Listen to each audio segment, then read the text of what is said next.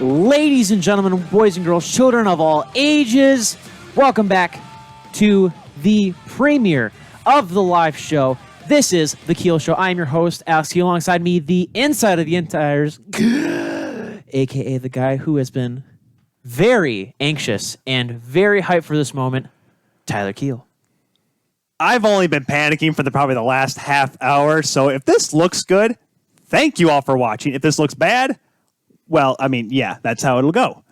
If you want to let us know how things go, make sure to use the hashtag TKS at The Keel Show on Twitter, Facebook. Make sure to check us out on YouTube. But we are here with the help of our friends at 12 Ounce Sports Network. You can watch them and us on YouTube, Facebook, Twitter, and Zingo TV. Zingo, sign up for free using the promo code 12ounce. That's the numbers 12, lowercase o, lowercase z, and watch us and other 12 Ounce Sports content on channel 761. Today's episode is brought to you by Second String Leather Company. Collection 5 has just come out, which includes the Brian's Demon Collection and the Zilla Collection, which is named after the pads used by none other than Washington Capitals legend Olaf Kolzig. Only the goalie. Second String Leather, crafted from the crease. Yeah. This episode is also brought to you by MyBookie.com. MyBookie is a phenomenal site. You can hear it. Wait, hold on. Wait, what is it? Phenomenal. Phenomenal. Okay. Never would have guessed it. Phenomenal site to bet on all sports, or at least the sports that you can bet on, and win. Make sure to use the promo code 12ounce sports and join for free today. Hey, look, we're live. Hey, it works, Ty. Good job. Hey, well, okay. I forgot my sound saw my laptop. I will have to say, for those of you who don't get to see the behind-the-scenes stuff, and then maybe once we get big enough, we'll be able to do a behind-the-scenes kind of thing with someone actually filming what goes on before the show and what goes on during the week. And by during the week, I mean it's usually Tyler just texting me saying, hey, this is what we're going to talk about. Hey, this is who we got. These are the people we're interviewing for this week, all that good stuff. Yeah, maybe we'll get that on film one day. That is if we get that big. We did hit the record button on the video, so we got the first few minutes and the last couple minutes about me about to throw up here on the set. You're fine. So, well, of course, I mean, we should probably tell them, too, if you guys are not able to see the full video today, it'll not just be up here on your 12 Ounce Sports networks, whether it be on YouTube, Facebook, Twitter. You're on the website on 12ouncesportsradio.com. Zingo TV replays will also be on our own YouTube channel at The Keel Show on YouTube. It actually is at The Keel Show? At The Keel Show on YouTube. It is The Keel Show. We'll be on there as well. We'll also do some special videos there some of these days whenever we actually figure out what we're doing on this thing, because we really don't. We have a relative guess of how we're doing We things. used to do the videos for a little bit. We did, when I was actually the one producing it. Well, back when we did it off of your phone. Yes. And then when we did it a little bit for TKP, now we're here on TKS at The Keel Show on Twitter. Hashtag TKS. Hashtag The Keel Show. We can say TKS now, Alex. We can say that. Because apparently the TKP was not good. Not good at all. But let's get into what we are going to be talking about today. The topics of discussion.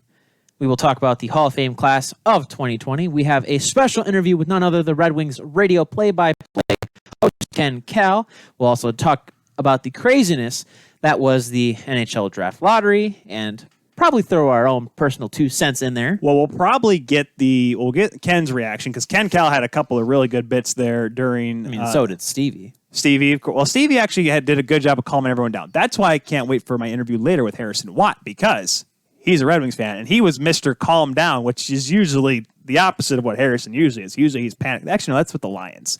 He's usually crazy and loses his mind over the Lions. And it's calm about the Red Wings. Anybody that cheers for the Lions is crazy. Go Bucks! Brady.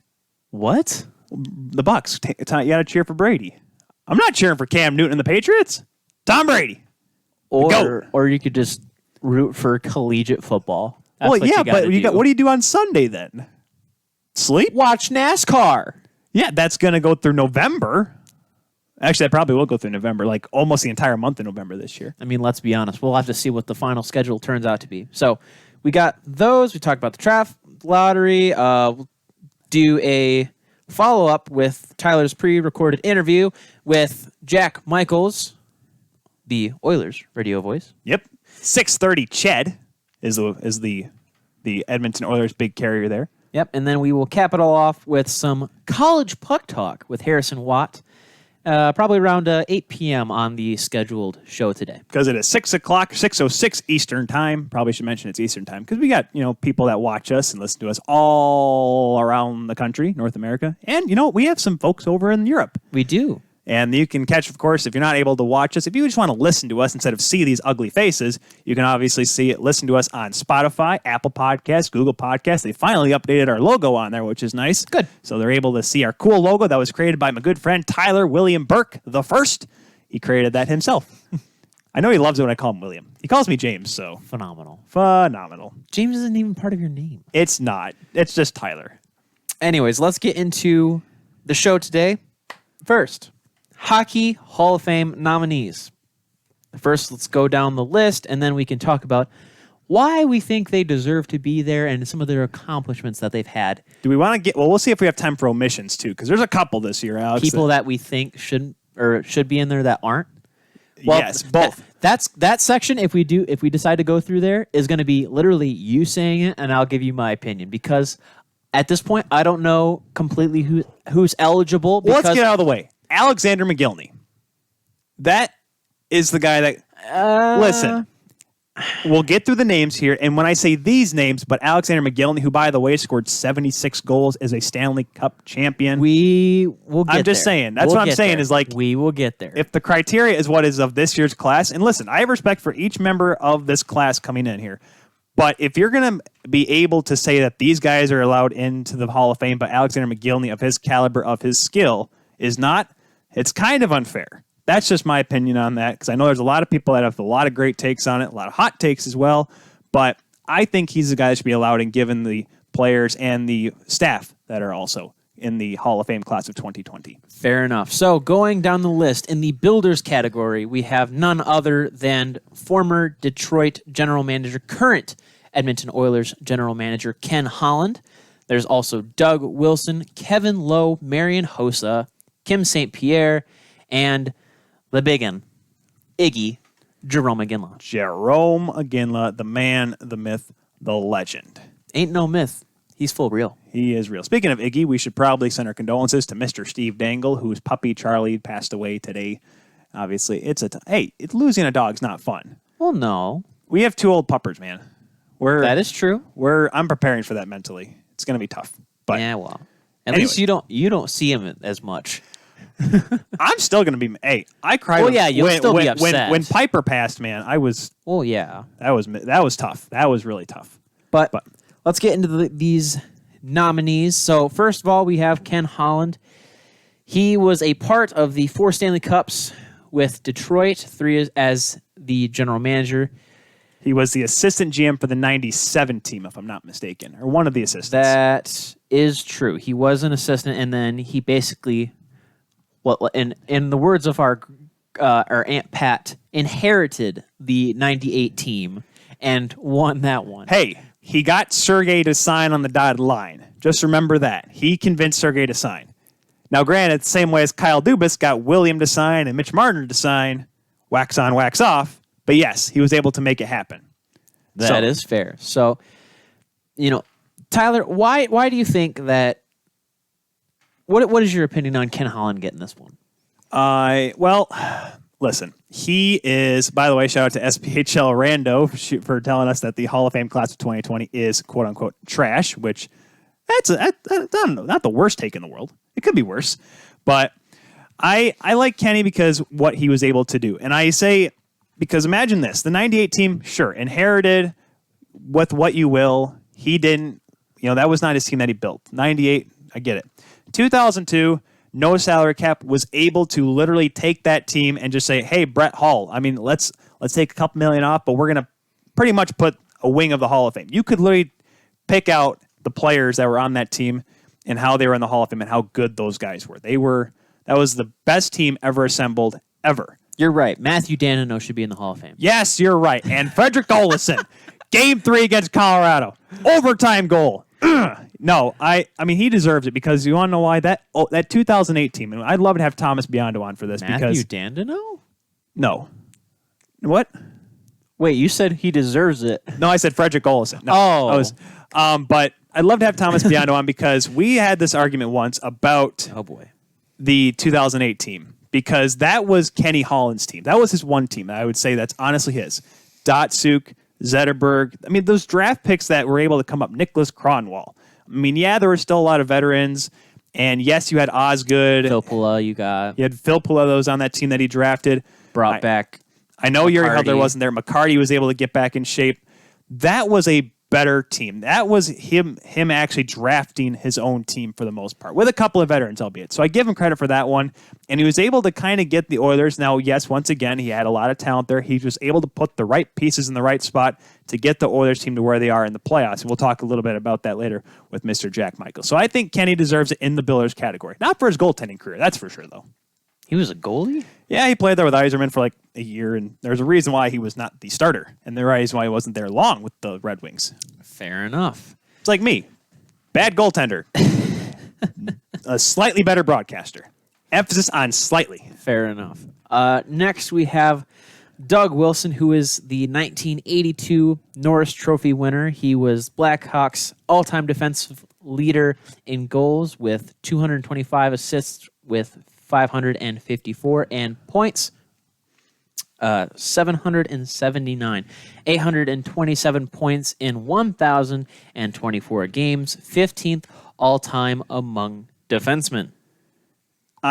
With Dougie Wilson, it's funny with him because he was able to put up about a point a game with the Hawks. I think he was close to a point a game in that 81-82 season when he won the Norris Trophy. The funny thing is about it is that he played on some horrendous Chicago Blackhawks teams. Everyone talks about how great those teams were in the 90s with Jeremy Roenick. Jeremy Roenick was king, and Eddie Belfour, and Doug Wilson was almost part of it, but then he got transferred over to San Jose in that expansion draft. But he was there kind of building that team up to where it became in the 90s. Now, with the team that it was in the 80s, when they weren't even on television in their own market because of how bad they were, it was great to watch that team, like how good he was, and how good he could have been had he played on a better team. So Dougie, and the fact he's able to put up those numbers on such a poor team just shows how good a defenseman he was. Next on, I'd say he's a good general manager, but then he signed Erik Karlsson for $11 million, but that's neither here nor there. Next on the list, we have Kevin Lowe. He was the first draft pick of the NHL's Oilers, not to be confused with the WHA. The Waha. The Waha! See, that would have been a great... See, that's why we were not alive in the 70s, because we would have made dumb jokes like that. On tube TVs, though, where you had to change the dial. Sure. If people haven't changed it already. He was the first ever draft pick for the NHL's Edmonton Oilers. He was the first Oiler to score a goal in the NHL. Wayne Gretzky still said he tipped it, but you know what? If you beat Tony Esposito as your first goal in the NHL, it's not bad, Alex. Here's the thing: Wayne Gretzky's the greatest of all time. You can leave this. He's the greatest offensive player of all time. Make sure you put that in there. No, he is the great one for a reason. Hey, 88 playoffs against Calgary. He's on the penalty kill. He's cherry picking at center ice. Who cares? Defensive coaches do. Guess what? Ready for this? Ready for this? What? Ready for this What? hot take? Ready for your hot take? What's your hot take, Alex? My hot take isn't really that hot because it's pretty lukewarm at best. He's the best. There is a reason why right behind you there is the Hal Gretzky exhibition that was at the Hockey Hall of Fame. You can't see it. The second string leather thing maybe in the way, I but went to. this thing. I looked at it, and you know what? You realize how good he was? You look at Gordie Howe. Then you look at Wayne Gretzky. Two completely different eras. You can't really compare the two at all. But when you go purely by number, and purely by the numbers that Wayne Gretzky put up over the course of his entire career and the effect that he had on the game, he is the greatest of all time. He was Michael Jordan before Michael Jordan was Michael Jordan. He is the Michael Jordan of hockey. Scratch that. Michael Jordan is the Wayne Gretzky of basketball. Boom, I said it. Kevin Lowe is a 6-time Stanley Cup champion. Also was the general. Oh, yeah, this year's Hall of Fame. By the way, sorry.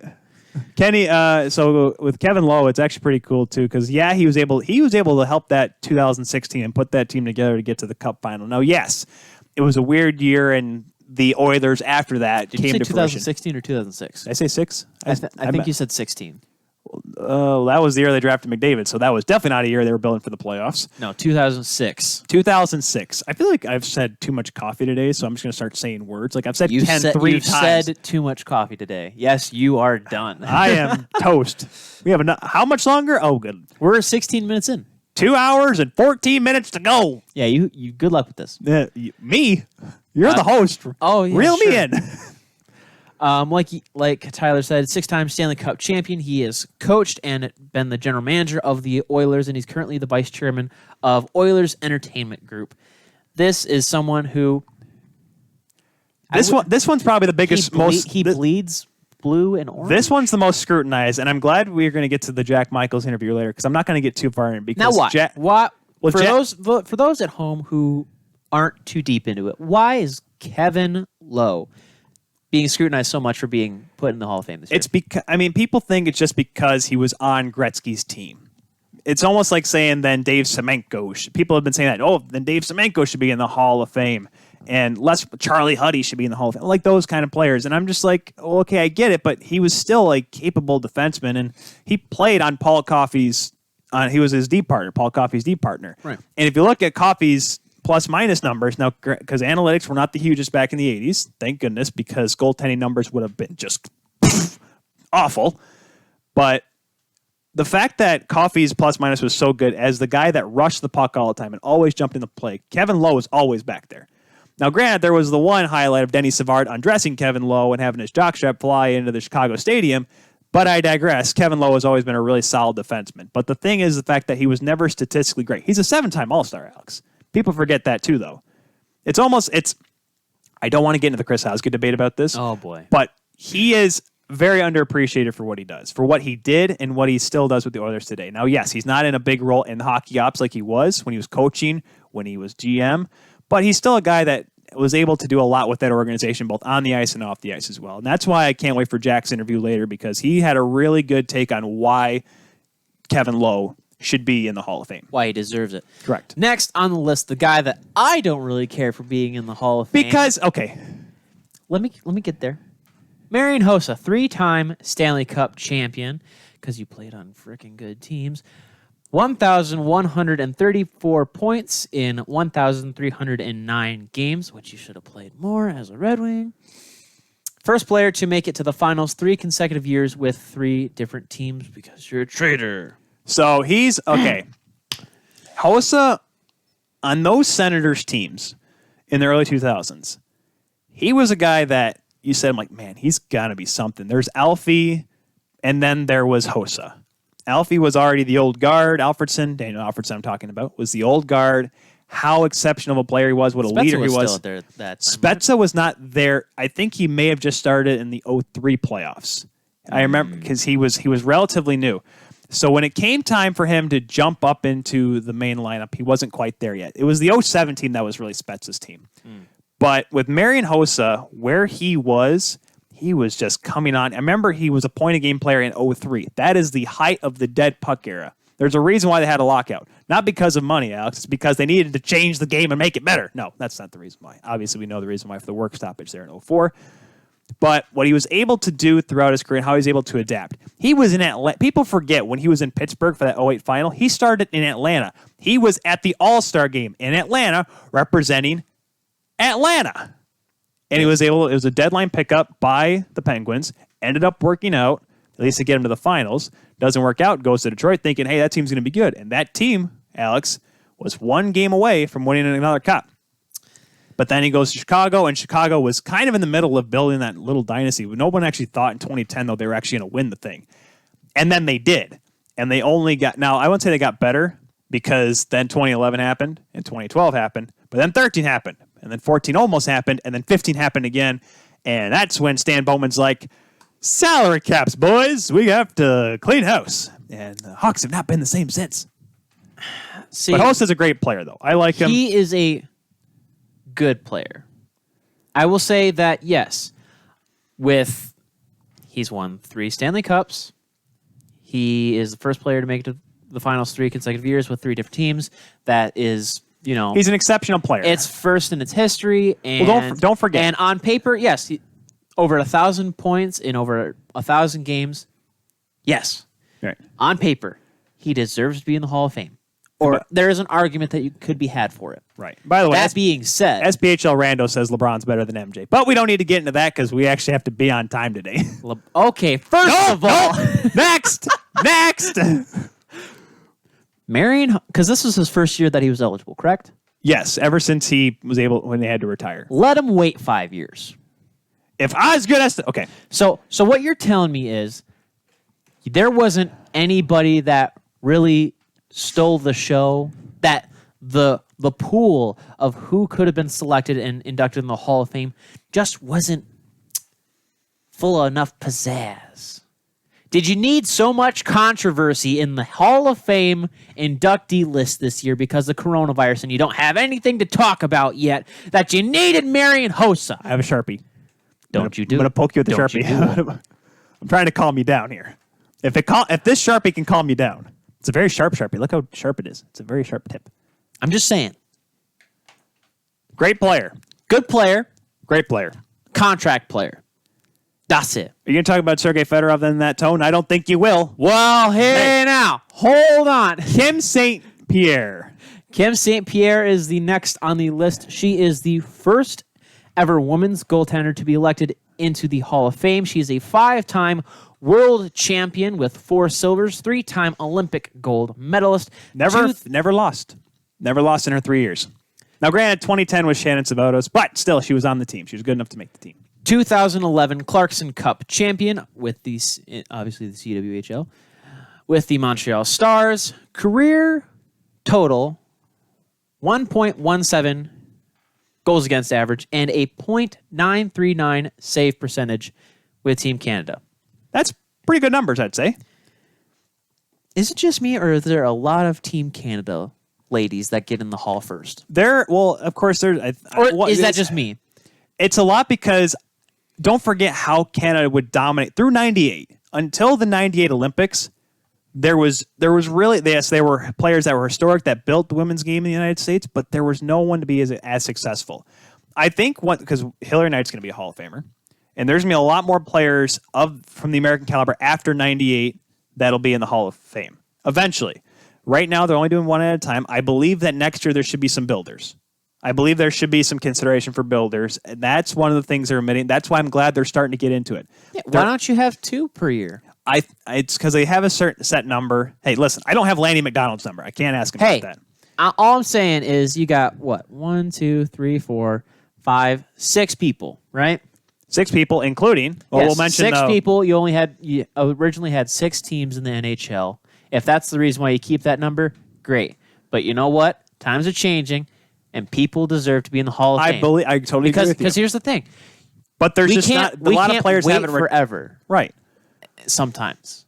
Because then every single year, it's going to be the case of, this person should have got in there because of blank, blank, blank, and he or she should have been in over this person, like me with Marion Hossa. Right. Why didn't Chris Osgood get in? Don't start with that.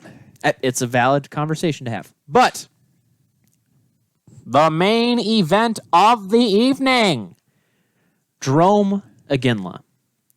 625 goals, 675 assists, 1,300 points in 1,554 games. Sorry, I was trying to reenact Sidney Crosby there for a second. 2002 Art Ross Trophy winner, 2002 and 2004 Rocket Richard Trophy winner. He's a 2-time WHL champion with the Kamloops squad over there. Kamloops Blazes. Yes. I don't think he had to wear the Cooperalls, God bless it. He is a quadruple Gold Club member, 2002 and 2010 Olympic gold, 1996 World Junior Championship gold, 1997 World Championship gold, and 2006 World Cup of Hockey gold medal. And NHL 2002 cover. 2003. Was it 2003? 2003, yep. That was because that was the year after he got the Art Ross and he scored over 50 goals. He was such a big part of that. Like, obviously, the 2010, it's famous because he was part of the Golden Goal. But people forget that I think he had 2 goals in that gold medal game. Was it 2 or just, I think he had 1 or 2. Jarome Iginla was such a big part. It was such a, if you look at that 2002 team, how old that team was. McGinnis, Nolan, Lemieux, Lindros, Yzerman, Fleury, Theo Fleury. I love Theo. Wasn't Shanahan on that team? Shanahan. That is true. Marty Brodeur. Their goaltending was 100 years old combined. Marty Brodeur, Curtis Joseph, Patrick Waugh. Oh, yeah, when you have 3 goalies, that's not really that hard. 120 years old combined. You want me to over-exaggerate? They're 300 years old apiece. Oh, God. What I'm trying to say is he was one of the younger players on that team, and he played such a huge role for them and was able to convert. And that's what made him, shot him into stardom. Not just in Calgary, not just in Canada, but across the league. And that's why he's such a great player. It's amazing to look at how his game was able to evolve. When he first came in, it was shoot, score, shoot, score, shoot, score. You give him the C, though, he became more than that. He became the leader on the ice, off the ice, was always there, always knew what to say, always friendly with the media from all the stories I've heard. I heard him on 31 Thoughts podcast a couple weeks ago. I remember they asked him about it, too, and he's like, oh, that'd be great, but, trying to be all humble hockey player about it. I'm sure he was just elated as anyone that he got the call to the Hall of Fame in his first year, and it's greatly deserved because there's really no better player than a guy like Jerome McGinley to get in. And with the amount of points he scored, the amount of goals he scored, he was going to be in the Hall of Fame eventually, whether it been his first year, his next year, who knows. But I'm just glad that he's in because, well, it would have been a shame, Alex. It would have been a dying shame.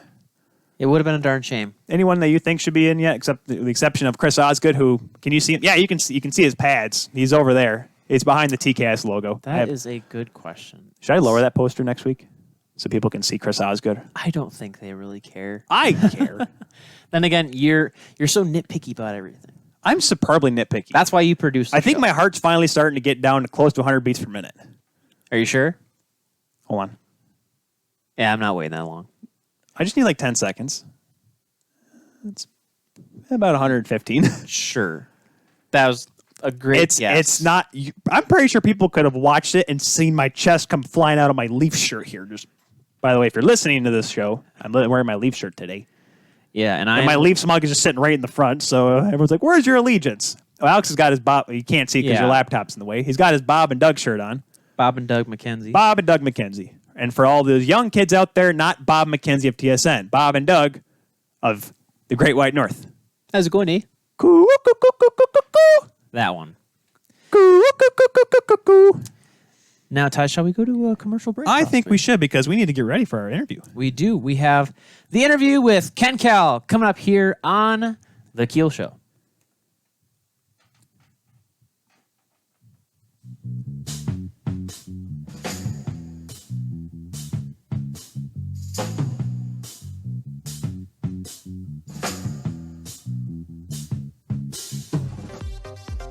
Esports are here to stay.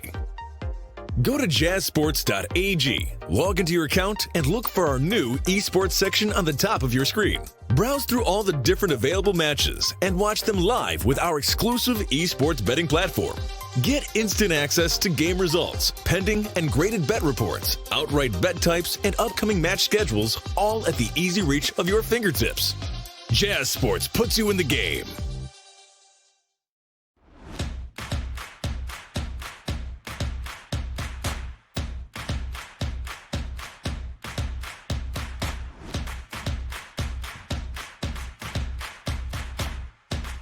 Drinkade, ready for distribution worldwide.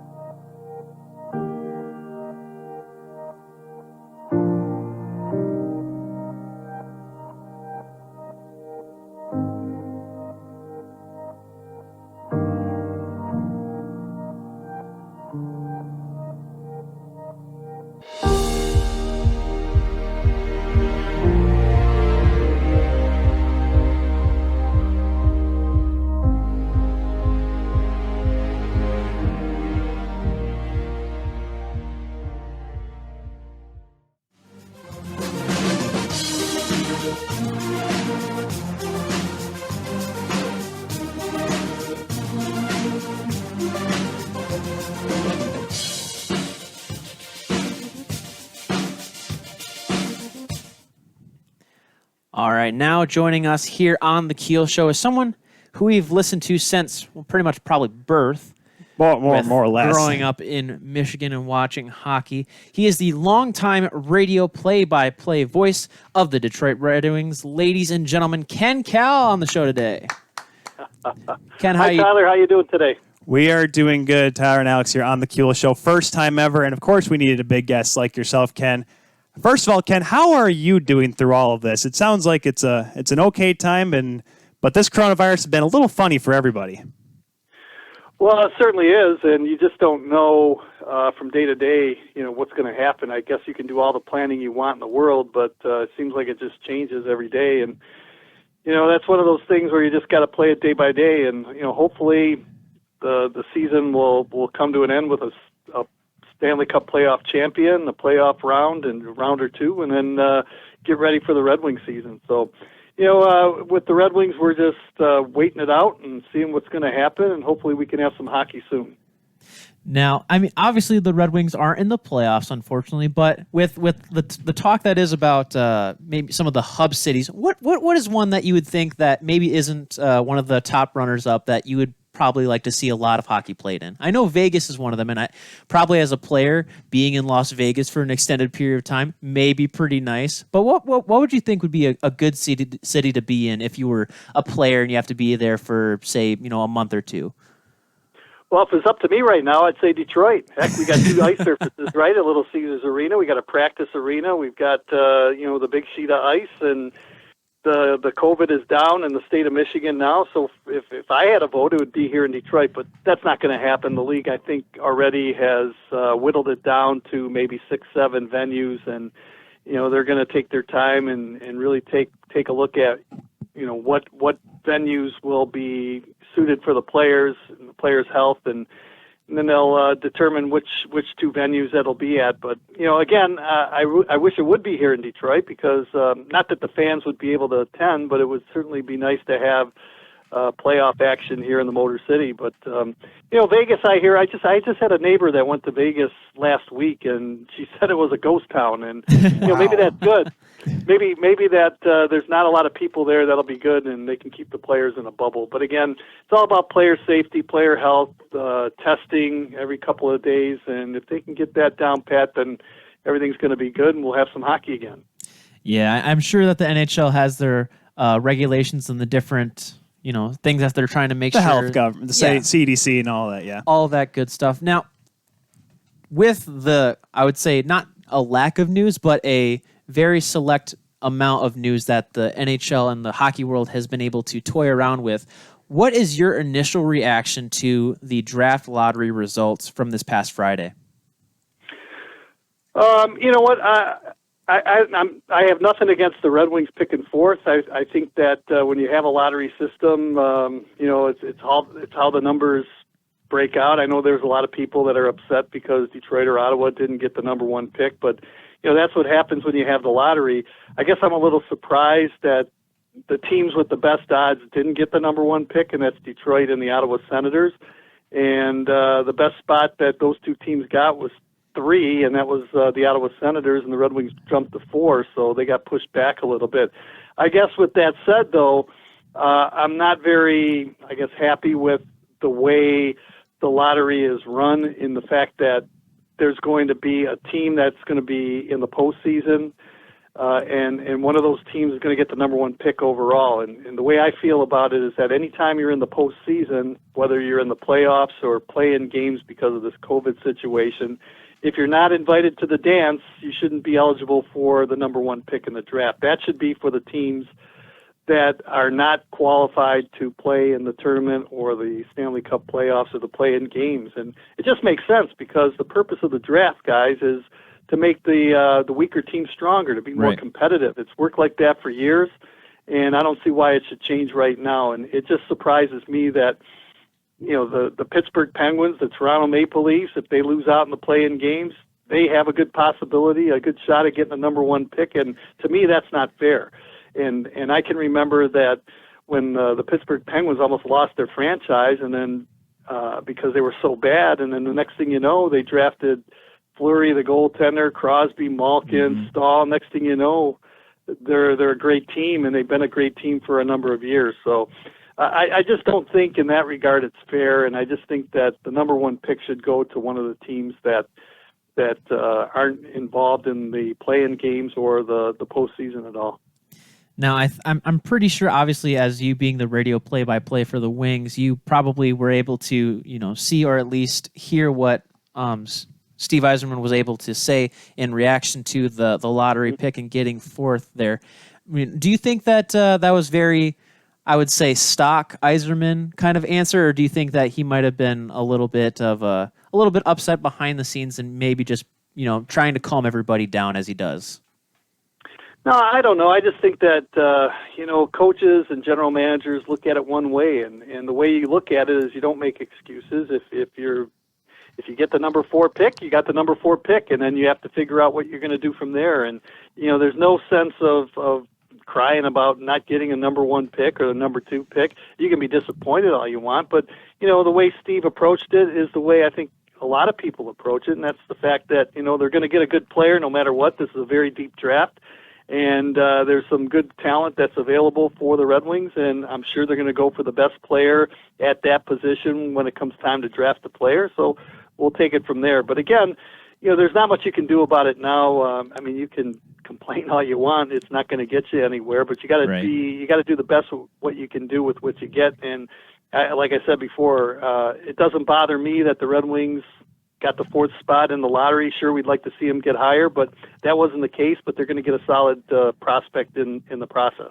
Well, it makes sense. Their GM was only drafted 4th overall back in 1983, so of course he's comfortable with picking 4th. That's where he got picked. But exactly. But Ken, let's get to your story here, because your story is interesting. Because I've talked to a lot of people that have known you for some time, and it's so interesting because a lot of people that don't know, that are kind of younger, that know you as the voice of the Red Wings, forgot that you were actually the voice of the Michigan Wolverines hockey team before coming to Detroit. Tell us how you got that start with Michigan and how that put you on a road to come to Detroit and call for the Wings. Well, it actually happened by accident, to be honest with you. When I graduated from college at Wayne State, I did an internship at WNIC Radio, and my last day, I think it was in June of '79, was the last day of an on-air personality by the name of Doug Hamilton, and he took a job at a radio station in Ann Arbor to be the program director, and so he hired me to board op or engineer University of Michigan football games, and there were three stations that were broadcasting University of Michigan football back then, and WAAM was the station that I worked for, and so he hired me to board op those games, and he said, if you do a great job at the end of the football season, I'll give you a weekend on-air shift. And, all I wanted was some on-air time, obviously, to get some experience. So I did that for a couple of years. And then in 1984, that's when the University of Michigan hired Red Berenson as their head hockey coach. And our station got the rights to broadcast Michigan hockey. And the sports director was Jeff DeFran, who works locally now at 950 WWJ in Detroit. He called me up and he said, "Hey, look, Ken," he goes, "we have an opening to do hockey." And at the time I was covering the Red Wings and I really liked hockey. And he said, "How would you feel about doing, broadcasting the games?" And I said, "Well, I really never broadcast a game before, but I'll give it a shot." So I was 5 games into it at Michigan, and I went to our program director, Skip Deagle, not Jeff, who was our sports director. And I said, "Skip," I said, I can't follow the play. I'm having a hard time with this. Maybe you should get somebody else." And that's what he told me. He says, "Ken," he says, "you're bad." He said, "but the team's bad." And he says, "as you get better, the team will get better and we'll have a good product." So I don't know if he was telling the truth or if he just didn't have anybody that wanted to take the job. But I stuck it out and just worked at it, got better. And for 11 years, I was the voice of University of Michigan hockey. And then after 11 years, Bruce Martin retired and I applied for the job. There was about 350 applicants.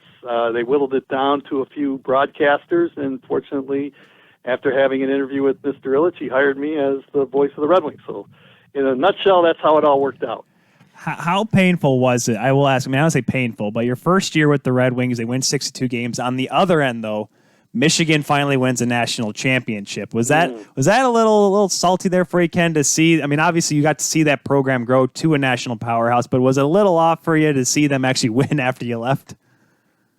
Yeah, it was, but you know what? I always wanted to work in the National Hockey League, and for the opportunity to broadcast Detroit Red Wing games, that was the top of my list. And so I came in and they won 62 games, and that was quite the season. I thought they were going to win a Stanley Cup. That's how good they were, but they didn't. And then 2 years later, they won the Cups. But it was I started at Michigan when Red started, and again, the program was in shambles. Like Red had to build that program up, and each and every year they got better and better and better. And as they were, getting to close to winning a national championship, that's when the opportunity to go to the Red Wings, opened up. So I jumped at the opportunity and was lucky enough to get the job. But on the other hand, I was happy for Al Randall, who is the broadcaster. He's been there since I left, and he's done a real good job with the University of Michigan. So really happy that he had the opportunity to call that championship.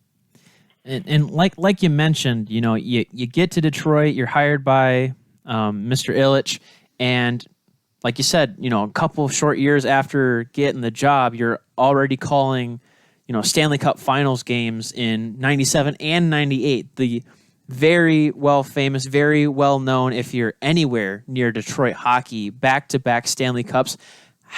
What was that kind of experience like being, I wouldn't say like right off the bat, but in a short time just being thrown onto this huge stage of calling Stanley Cup final games and really feeling that electricity that was, just swarming through Joe Louis Arena, and just that phenomenal atmosphere that I can only imagine, would be from being behind a mic in that scenario.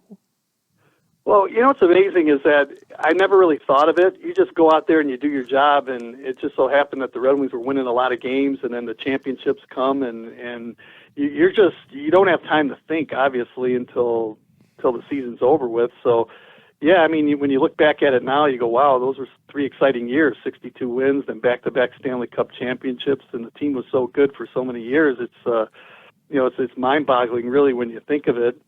I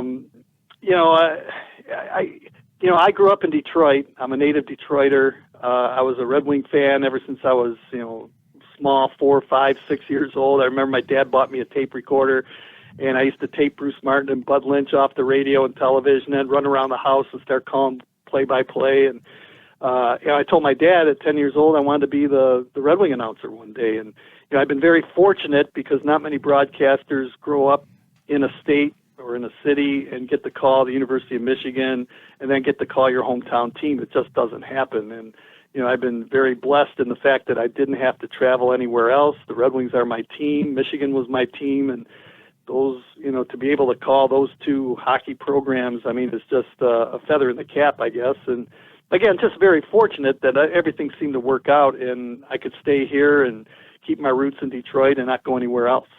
Which of those, the back-to-back teams, 97 and 98, obviously both had great stories. Which season, I guess, was more memorable for you, Ken?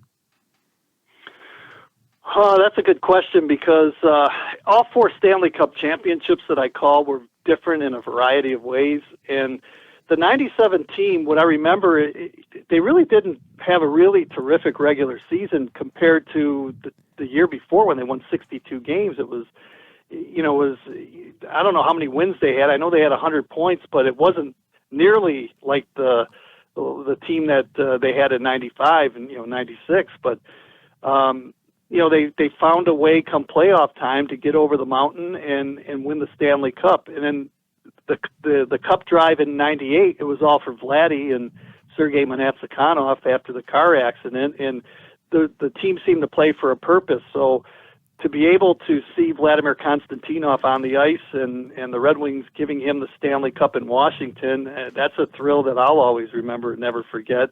But again, I think that first one was special to me because it's kind of funny because when I grew up in Detroit, I always wanted to see the Red Wings win a Stanley Cup, just like I want to see the Lions win the Super Bowl. And little did I know that growing up, the next guy that was going to call the Stanley Cup championship was me.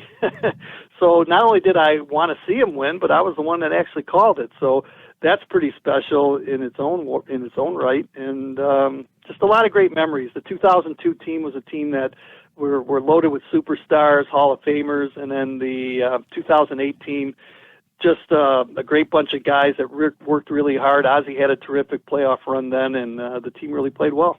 Yeah, I mean, we mentioned just a few minutes ago that I still have Chris Osgood in my office here on the set of the Keel Show. But like you said, 2008 stands as the last cup in Motown.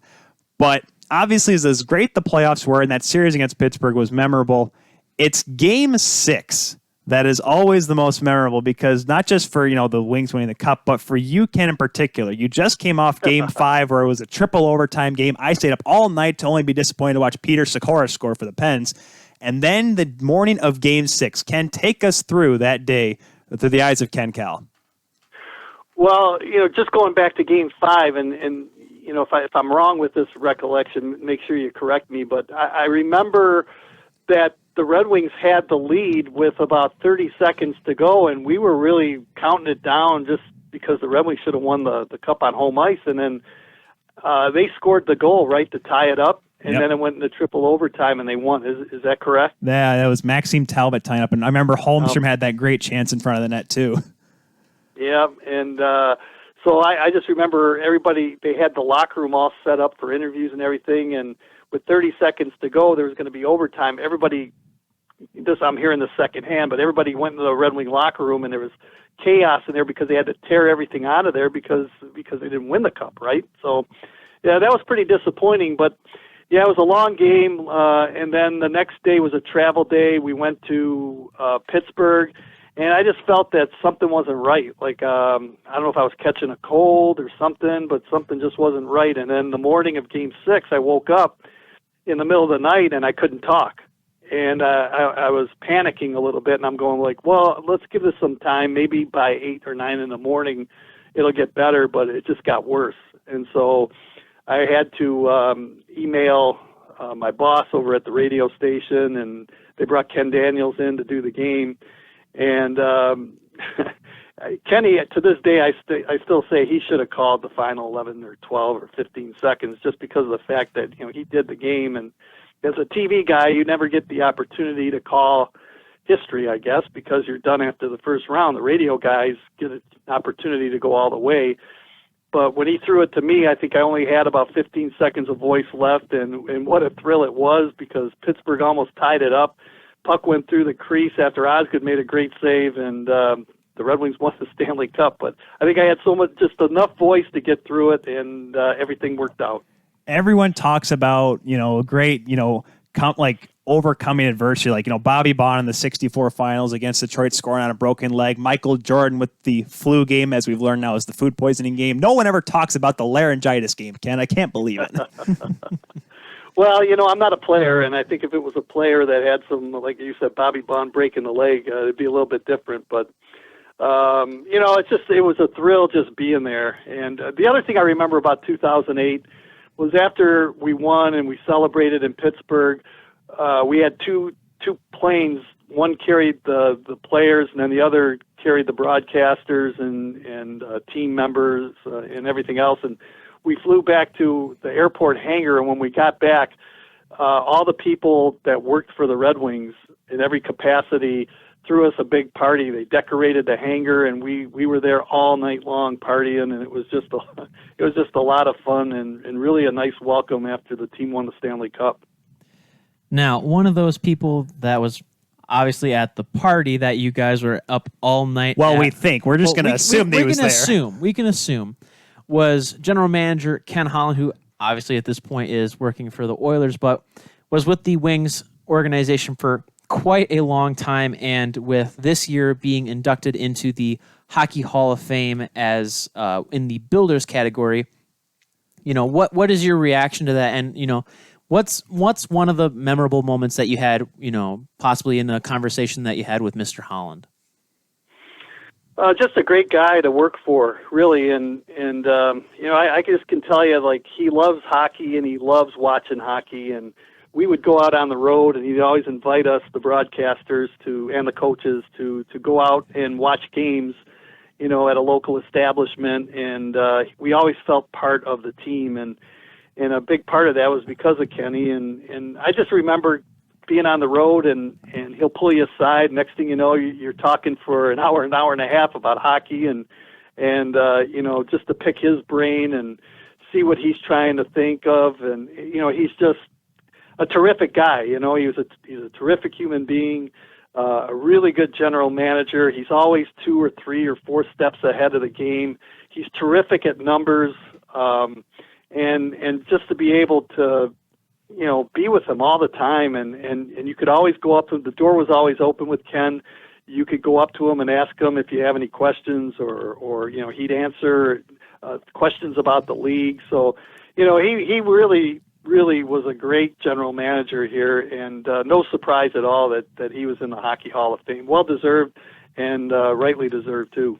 Once again, we've been talking here with Ken Kal, the legendary play-by-play voice of the Detroit Red Wings on the Detroit Red Wings Radio Network with Paul Woods. Ken, it's been a pleasure talking to you. We appreciate you taking the time to come on the Kuehl Show with us today. Hopefully, we hear you and Paul Woods' voice coming sooner rather than later. Once again, thank you for coming on the show tonight.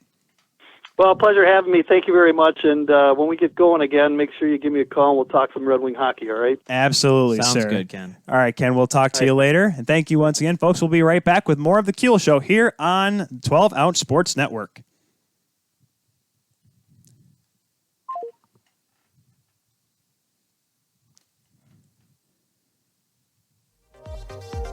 Esports are here to stay. Go to jazzsports.ag, log into your account, and look for our new esports section on the top of your screen. Browse through all the different available matches and watch them live with our exclusive esports betting platform. Get instant access to game results, pending and graded bet reports, outright bet types, and upcoming match schedules, all at the easy reach of your fingertips. Jazz Sports puts you in the game.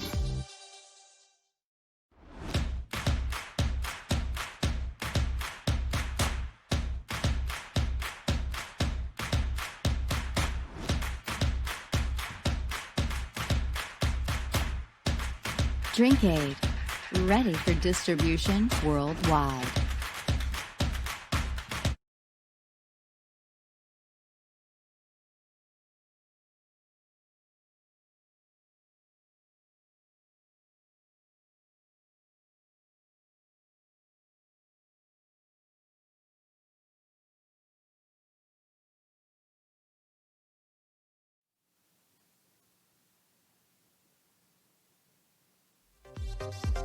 Esports are here to stay. Go to jazzsports.ag, log into your account, and look for our new esports section on the top of your screen. Browse through all the different available matches and watch them live with our exclusive esports betting platform. Get instant access to game results, pending and graded bet reports, outright bet types, and upcoming match schedules, all at the easy reach of your fingertips. Jazz Sports puts you in the game.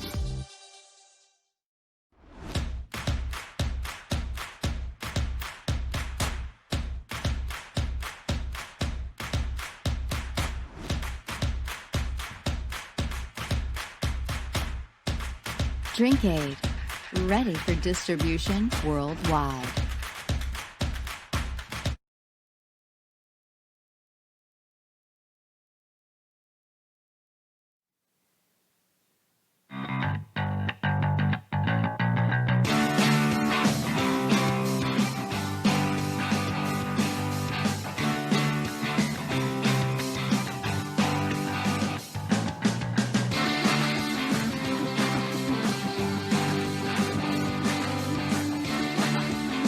And we are back. Now, Back again. Shady's back. Tell a friend. Wait, Guess who's back? actually, Draft lottery. as long as we're BBD. singing it, as long as we don't actually play it, we cannot get flagged on Facebook, right? We can. It just has to be not very good in tune. So as long as we do guess who's back. Oh my gosh, remind me of my econ teacher from high school. And first of all, thank you once again, Ken Kal, for coming on the show today. I think that went well. I mean, he's the best broadcaster on the phone, so It was better than both of us, that's for sure. I ain't a broadcaster. Well, Hey, it depends on what sport. Let's say lacrosse and slightly hockey analyst. That's where that's why, yeah. folks, I wish we had the video. Thankfully, it's been destroyed, though. Whenever you video? hear him say phenomenal, when you're broadcasting, Oh, phenomenal. Where the term why there's such a big deal about the word phenomenal. Quick story before we get to this. We are doing our first. So I was doing my first year of Davenport ACHA hockey. Where Ken says that he was bad in the first 5 games, I was bad for the first season. So Ken's a little bit better. Then again, he's probably He's probably going to be a Hall of Famer, a Hall of Fame broadcaster. Alex's first game, he doesn't do actual color commentary, just does in between periods because he was a student worker doing camera. Mm-hmm. And it's against Grand Valley, was it not? Was it? It was D3. I think so. Yeah, because Grand Valley was wearing their blacks. Yep, their black uniforms. So I bring him on, and I was asking about, was it a goaltender? Was it something like that? There was a play that was made, and I went on this whole stream. I'm like, Alex, what do you think about that play? I'm like, that was a pretty good play, wasn't it? And what does he say? Yep. Phenomenal. And that is where Phenomenal was born. Literally, we should have called this the Phenomenal Hockey Show. Well, I think that would have been false advertising. Incredibly false advertising. Once again, we're here on the 12-Ounce Sports Network. Tyler Kuehl, Alex Kuehl. Wait, hold on. You're supposed to be hosting. I'm the host. What do you think you're doing? Well, you're just over here just saying phenomenal. Wait, hold on. I sidetracked there. Yeah, there you go. Tangents. And tangerines. That's our thing here. We're not actually about staying on track. We're trying to, because we're actually on time constraints, because we're here till 8:30 tonight here on 12-Ounce Sports before we send it over to Talkin' Minors with the Rando at 8:30 here on 12-Ounce Sports Network. And yeah, we probably should get to the next topic before I forget about it. What's Draft lottery. Yeah, that. We talked about it briefly, but briefly. I got my own words. Got my 2 cents. You have my words? 12 ounces of opinion, if you will. Well, this is a little bit bigger than 12 ounces, Alex. I got water here. It looks like it's about 20. Yeah, well, Did I say 27 ounces? We That's not right. supported, West Michigan business with going to Bigby before we started doing the show. That is 24 ounces. That is a little bit bigger than 12. We have double the 12 ounce. Instead of phenomenal, it's super. They should come out with a 32 ounce cup. They used to, but and then Super Size Me happened. It's the phenomenal. The phenomenal. Can I have a phenomenal teddy bear? Small, grande, super, phenomenal. You never would have guessed it. I think never would have guessed it. I think we need to. Does that mean we have to have Starbucks have another size too? But I don't know what length. What's phenomenal in Spanish? What? Well, because they have like the venti, and then you got to have it. It's got to be phenomenal in Spanish. I think they should just be like Starbucks and make up a word. Bucksy. Phenomenally. Sure. Indubitably. An inconceivable So, size. Draft lottery. The draft lottery. So we briefly talked about it with Ken. Briefly talked about it before. We'll talk about it. Actually, I don't remember talking about it now. So here's what happened. Talking about it. Friday night. The only hockey news going out there. The draft lottery. It's a big deal. I literally chose not to watch it just because I knew that something like this would happen. The Red Wings. I thought it was going to be the third pick, the third overall pick, and be like, Detroit gets fourth, and then the person in front of them is like, I don't know, Toronto. It was going to be a playoff team. Yeah. Not the first overall pick. Mm-hmm. The Red Wings finished the regular season before the pause 17-49-5. After Friday night, they are now 17-50-5 after losing the lottery. Everyone lost the lottery. Detroit cannot win. As I said before, you could combine all 4 major sports teams and you would get a half of good athletics. After that, it's exactly what happens. Good athletics.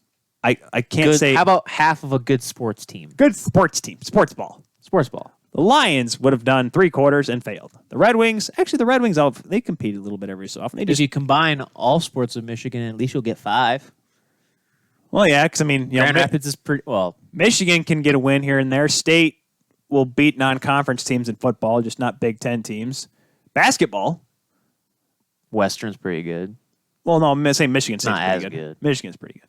But not as good as when they were rowing the boat. When I heard, okay, you didn't even go to school there. Then again, I say I was going to. I know, and I was going to go to going Ferris.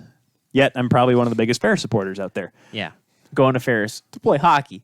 Doesn't play hockey. At Ferris. Nope. Hey, I went to Canada. Here we go. Lucknow, Ontario. Shout out to my folks there. The Lancers, great town. Draft lottery. I can't believe that. It's funny how the Senators had 2 chances at the first overall pick and failed. Is that a bigger loss? No, because they still get 2 top 5 picks, 2 first-round draft picks in the top 5. One of which, I think they got they have, basically. They have 3. They actually have 3 in the top 5. Not in the top No. 5. They have 3 in the first round. Well, yes, but According to our good in friends the- at capfriendly.com. in the top 5, though, they have 2. The third pick, or excuse me, it was the third pick. Yeah, because it went the team that is to be determined. Ottawa's pick that they got from San Jose in the Eric Carlson contract, Yeah. Eric Carlson trade, is the 3rd overall pick. So- and they have the 5th pick with Detroit jammed in the middle. The top draft picks, top one that's going to be Lafreniere. Let's be completely honest with ourselves here. Goes to the mystery placeholder team. Which could be one of any of the teams that lose in the first round. Correct. Now, what we don't know, Alex, is that we don't know how that's going to work with Phase 2 coming around. It has not been announced yet because obviously you have to wait for the play-in round to commence. But if it sits as what everyone conceives it to be, it's going to be a 1/8 chance, which is almost just, I'll take those chances. In the words of Mr. Incredible, we'll get there when we get there. You give me just 12.5% chance to get Alexi Lafreniere. You're darn right we're getting swept in that play-in round. The second pick went to the Los Angeles Kings. Number 3 went to, like we said, Ottawa. Number 4, Detroit. Number 5, Ottawa again. 6, Anaheim. 7, New Jersey. Buffalo gets 8. I will say this right now. If Edmonton gets swept by Chicago, the fix is in. Oh, my God. The fix is in. Oh, my God. Ken Holland's going to look like a genius, and he doesn't have to do anything. All right, boys, we're getting Lafreniere. McDavid, hey, Ken you Holland does not sound like that. All right, boys. All right, boys. I got some grits on the stove. We gonna get Lafreniere. Okay, what do you want me to do? Try to actually do a Ken Holland accent and completely butcher, or I can just give him a completely fake accent. Or you could just talk about what's gonna happen possibly and stop. Vancouver loses to Minnesota in 5 games. Elias Pettersson, Alexi Lafreniere. Oh my gosh. Please. Dude. Brock Besser, Elias Pettersson, Alexi Lafreniere, line 1. No, Quinn Hughes. No. With Tyler Myers on his right No. side for no reason. no, And Jacob Markstrom. no, Backed up by Mikey DiPietro. No. He jumps Demko next year. no. Calling it. Not gonna happen. My boy Matthew Zator out there in Vancouver. Wait, is that West? No. That's West. I forgot how this works. That's West. That's West. That's West. There you go. So through the camera. Oh boy, this is gonna be a long night, and we're what? Oh hey, we're an hour through. Yay, here we go. Almost done. But no. So a lot of people have had mixed reviews of this entire thing. And here's my 12 ounces about it. You're doing a great job plugging this, by the way. You're welcome. Me? This Thank them. Thank the people that are providing this, the network. I'm saying welcome to you for doing a good job. What have I done? I've just rambled on and my heart's finally... I said you're welcome, not thank you. You can't take credit for everything. Ty. I will take credit for it just because. My 12 ounces on this. It's disgusting. No team that should make the playoff, even if it's a 24-team playoff. I don't even care if it's obviously. If you're about to say 30, I'm about to say, what do you mean? Just I give was it to the odd team out? I was just gonna say if it was a 32-team league with Seattle being in there. Obviously. Just get everyone in the playoffs. If- Everybody gets to play. Like high school hockey all Like over Ken again. said, the reason why the draft lottery was set up was to give the teams that are not doing so hot the best chance to succeed. Therefore, getting the best young talent that the juniors, collegiate, and overseas have to offer. That being said, I'm not saying that a team will throw games because that's illegal. But if you just so happen to lose, for example, you're a Leaf supporter. I'm a Carolina Hurricanes supporter. You're not even in this. Well, They're both in the playoffs. Carolina could get swept, though. That's the thing. I'm just saying. A playoff team should not be allowed to get this pick. Period. End of story. Period. Period. Are you sure? That being said, why was this allowed? I said it, behind camera. I don't know if we talked about if I ever said it on the show directly when we were going through how the draft lottery was going to be set up, where teams that are in the playoffs could get the first pick or even a top 5 pick, no less. This doesn't make sense, guys. Makes dollars, not cents. If you don't make dollars, you don't make sense. Well, you can make sense. You just 99 Work or retail, less. buddy. There's no cents, but there's only dollars. Anyways, No. what?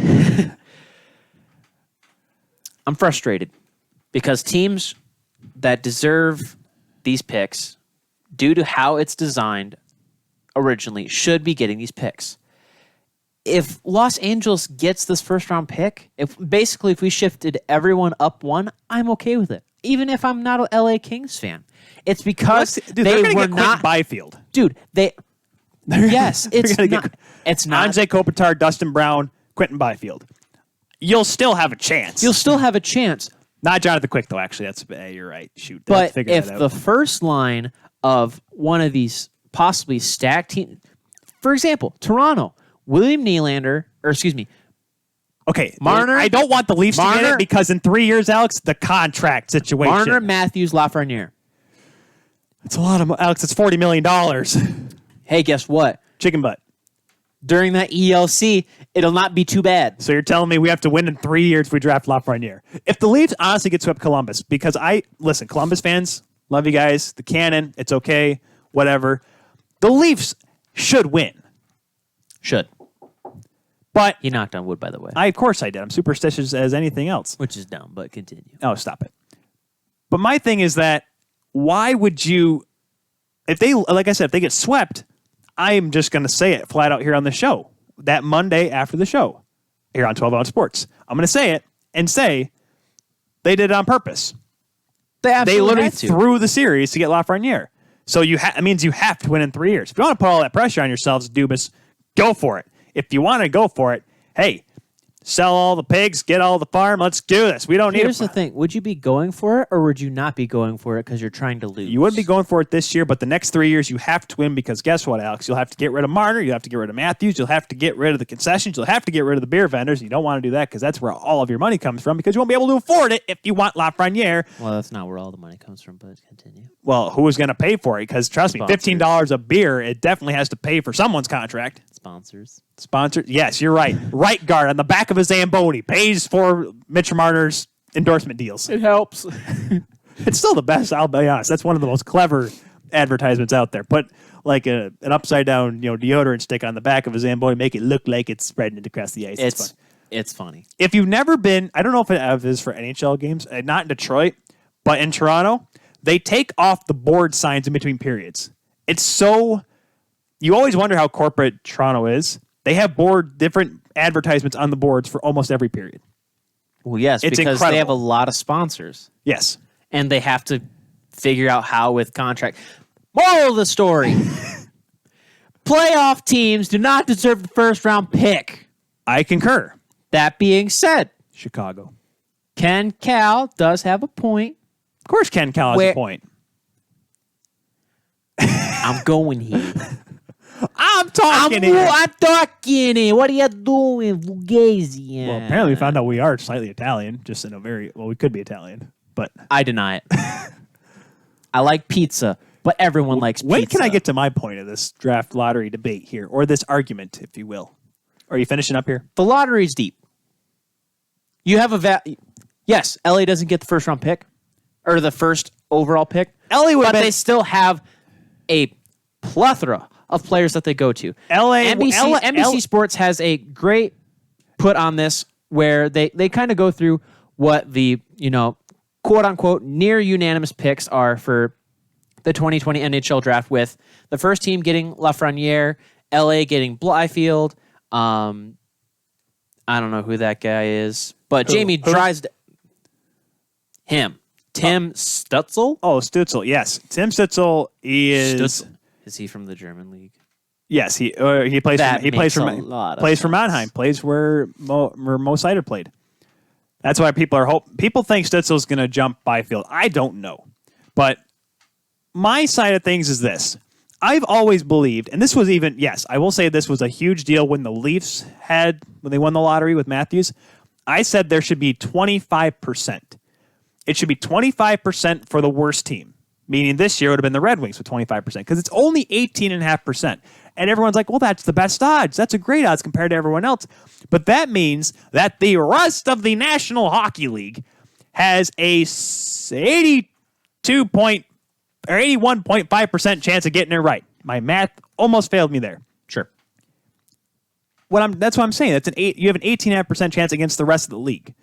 It should be a better odds for the worst team to get better. That's the thing. And I know you don't want to have just, worst record, second worst record. I get that. I understand that. You want teams to try and compete. That's why the NBA does it. That's why the NHL does it. The MLB doesn't do it, and that's why the Tigers are drafting first almost every year nowadays. I want there to be a better reward for a team that bad as Detroit. Because people say, oh, the Red Wings threw games. Look at their team. They weren't throwing games. They were trying. Look who they have. They weren't throwing games. They were throwing games. You want to know why? Because they put Jimmy Howard in net? It's because they didn't have Giovanni Smith in the top line. Hey, line. I saw that thing I tagged you in right on Facebook. I did. Giovanni I shared Smith's it. highlights. I'm just saying. I almost met Giovanni. If I was not talking to Eric Carlson, I would have talked to Giovanni Smith. You shut up. Giovanni was right there in the walkway, but Eric Carlson walked by, and I'm like, you know what? I got to talk to Eric first. If there was ever a unit of badassery in hockey in today's modern era, you'd be saying, hey, went on that new roller coaster that they have at Cedar Point. Oh, yeah? Yeah? How badass was it?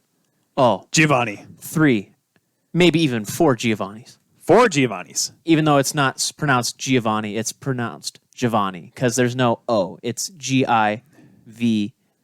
I know people. Giovanni. Listen, Giovanni Smith. I know people that we could get him on the show for. I know people that can get us hooked up with him. Please. Giovanni, I wrote you a poem. Turn into John. Roses are red, violets are blue. You punch people's faces in. I love you. John Madden is to Brett Favre, as Alex Kuehl is to Giovanni Smith. God bless America and Giovanni Smith. Isn't Giovanni Canadian? I don't know and I don't care. He's on your The team. man scores. He gets in front of the net. He beats people's faces in. And he wore a jersey that looked like Jurassic Park. Gosh. Listen, minor league hockey is a wonderful thing. But Minor league sports is a wonderful thing.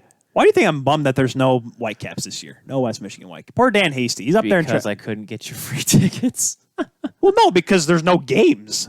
Well, that too. I mean, I could go down to Kalamazoo and watch games, but I think I'd watch the Whitecaps. Cooper and I would have a blast. Cooper Weidenthaler, shout out. Cooper, one of the associate ADs, or Boy, associate athletic communications SIDs. Big ol' C. See, I'd love to have Coop on the show, but here's the thing. Coop would just be lost. He'd just be sitting there like smiling. Coop? Here's Coop.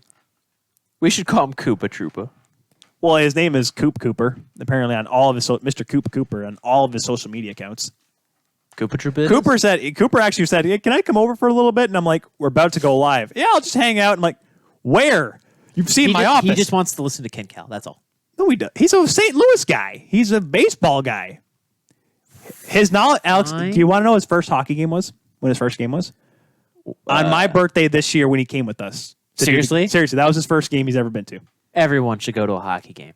Everyone. It's the period. good old hockey game. The best game you can name. And the best game you can name is the good old hockey. Wait, can I start stomping my foot? While Back to the news. Oh, news. Yes. Is there anything else more on the draft lottery? I think we're all set there. Not that I can think of. We should mention the placeholder had a 2.5% chance to get it. I will say that if there's any benefit of the doubt in this whole thing. Yeah, but guess what? Still that got it. 2.5% still got it. So you're telling me that if this placeholder can get the first overall pick, I can win the lottery tomorrow, make $51 million? I mean, you're telling me there's a chance. You're telling me there's a chance that we're going to be in a studio next week. Now, Will the money come by then? will the money be here by next Monday? probably not. They might have to take some time to figure out Take the taxes. Fine. August 10th. More Live at a studio. No, it's not going to happen. More relevant news that actually happened at 2:20 today. Well, at least it was And tweeted out 2:20 today. It was yes. NHL PR at PR_NHL. Oh, listen here, Rando. I saw your thing. Yes, the Leafs lost to a Zamboni driver, but shut up. Yeah, from my team. You're welcome. It's not your team. It's your team. About I wrote 36 months ago, you decided to cheer for this team. I rooted for them, and hey, did you root for the Toronto Maple Leafs since you were born? No? No. Shut up. I was born a Wings fan. Are you a Canadian citizen? No. But yet you still want to celebrate Canada Day. Shut up. You not want to go golfing? Hey, I'll go golfing. Exactly. I'm backing off now. Hey, you want to pay for golf? You want to pay for Tim's? Exactly. Know your role. I'll pay for Tim's because I still owe Do you your for hosting Tim's. role. Oh, gosh, I'm hitting chords now. Yes, you are. Yes, you are. I'm yelling at Rando here. It's funny to watch it back because, like, I see the replay going on. It's like 10 seconds behind, so now I'm yelling at poor Rando. The guy never did anything to me other than called out my team. No big deal. The National Hockey League released a statement on the COVID-19 testing results that they did on the players that are to report to their club facilities. And it reads, and I quote, You quote? as of Monday, June 29th, the NHL has had in excess of 250 players report to club training/practice facilities for optional participation in Phase 2 activities. There have been in excess of 1,450 COVID-19 tests administered to this group of players. Those tests have resulted in a total of 15 players returning confirmed positive tests results for COVID-19. In addition, since June 8th, the opening of Phase 2, the league is aware of 11 additional players who have tested positive for COVID-19 outside of the Phase 2 protocol. All players who have tested positive have been self-isolated and are following CDC and Health Canada protocols. The NHL will continue to provide regular updates on the number of tests administered to the players and the results of those tests. Now, So, what Tyler, your take away first. see, this is why I think we need to get the wife on here because Why? She's butts and guts doctor. Well, butts and guts nuts. it's funny you see right now that the World Health Organization is saying that the worst is yet to come for this pandemic, which isn't that just great news, Alex? Are you ready to stay inside for another 6 months? Please, no. I mean, we'll still have the show. I mean, I'll be here. I'm in my apartment. This is my office. I'll be able to still do the show, and you can come over whenever you want. I don't want it. Why are you not? I have a nice new couch. Isn't that comfy? It's not comfy yet because we haven't broken it. It literally came this morning after waiting on it for 3 weeks. But I digress. This is something now. I'm beginning because remember how last week, Alex, it was the MLB players that were having all these problems with the coronavirus. Everyone's testing positive and all this and that and yada yada. My thing about all this is that why I talked to Dad about this the other day, and I wanted to figure out how I wanted to say this. It's everyone's coming out here because, Alex, I've worked enough retail in the last 4 weeks to probably say that I probably come across people that have had the coronavirus. It's an unfortunate truth right now in the world that we're in is that some people may have it, but we don't know. That's been the problem since the beginning. Now, yes, some people show the symptoms that are symptomatic, and there's others like Ezekiel Elliott and apparently a lot of these players in the NHL that I've heard are asymptomatic. Now, yes, there was the Austin Matthews report, but I'm going to leave that HIPAA violation away because I talked about it 2 weeks ago. I'm not going to get into that again. Actually, it wasn't 2 weeks ago. It was on last week's show, which I recorded the Friday before. Regardless, it's the fact that these players don't know they have it, but they may have bumped into someone that may have had it, may have been across someone. It's the fact that people are going to get this disease. It's almost like you can actually get the flu, Alex, without having the symptoms of having a flu. Right. Now, I'm not saying that the coronavirus is like a flu. I know, yes, it is worse. It's mutating disease. I get it. But some people are able to fight through it. Now, I'm not just saying put a bunch of people that may or may not have a disease, put them on the ice and let them go at each other for 60 minutes. I'm not going to say that. But you have to realize that some people may have it, but it's not going to affect them. But then there are some people, I agree, Alex, that are at high risk, whether it be elderly, young, or just, have a weak immune system, this could affect them.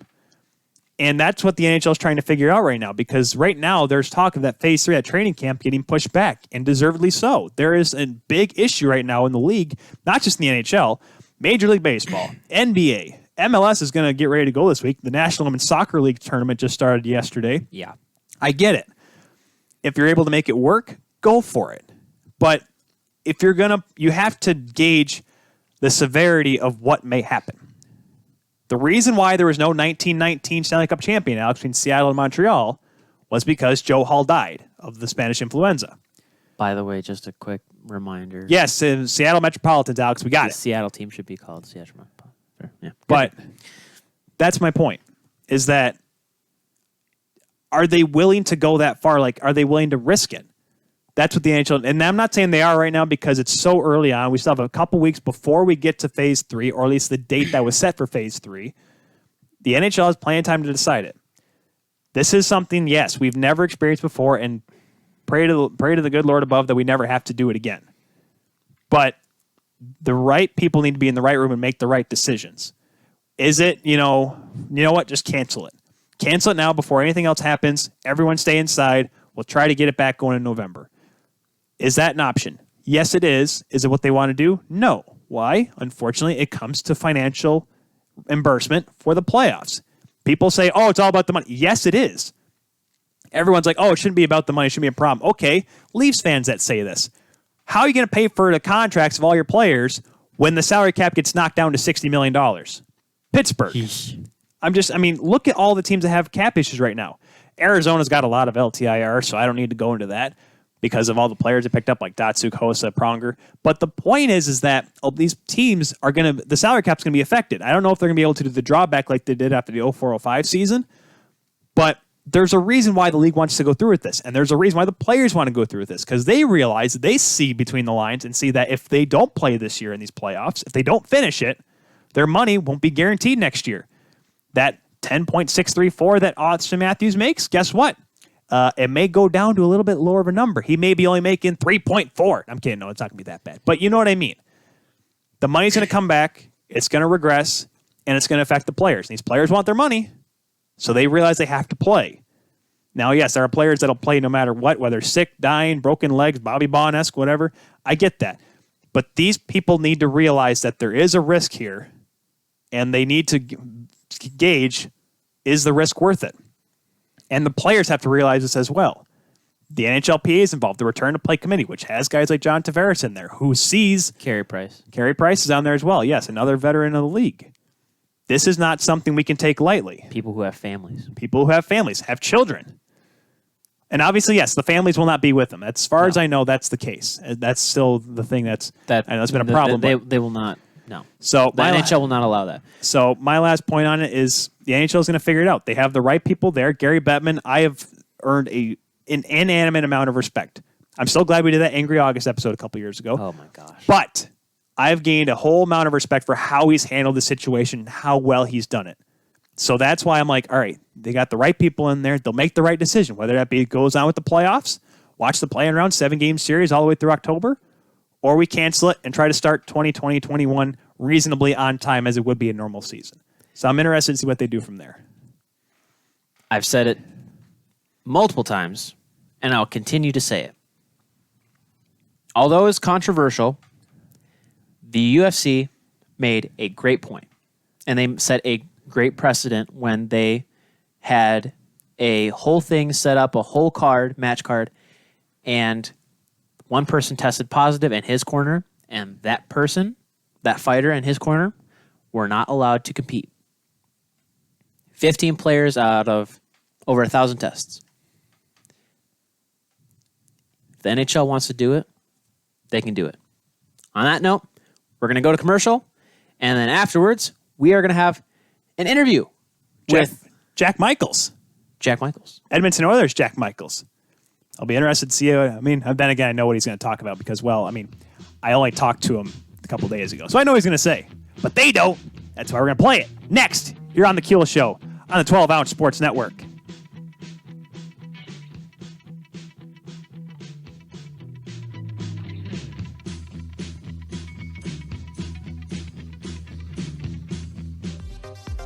Esports are here to stay. Go to jazzsports.ag, log into your account, and look for our new esports section on the top of your screen. Browse through all the different available matches and watch them live with our exclusive esports betting platform.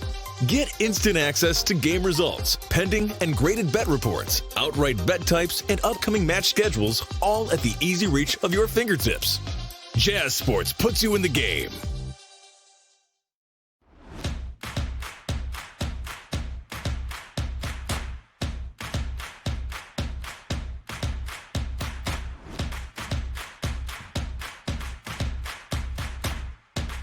Drinkade, ready for distribution worldwide.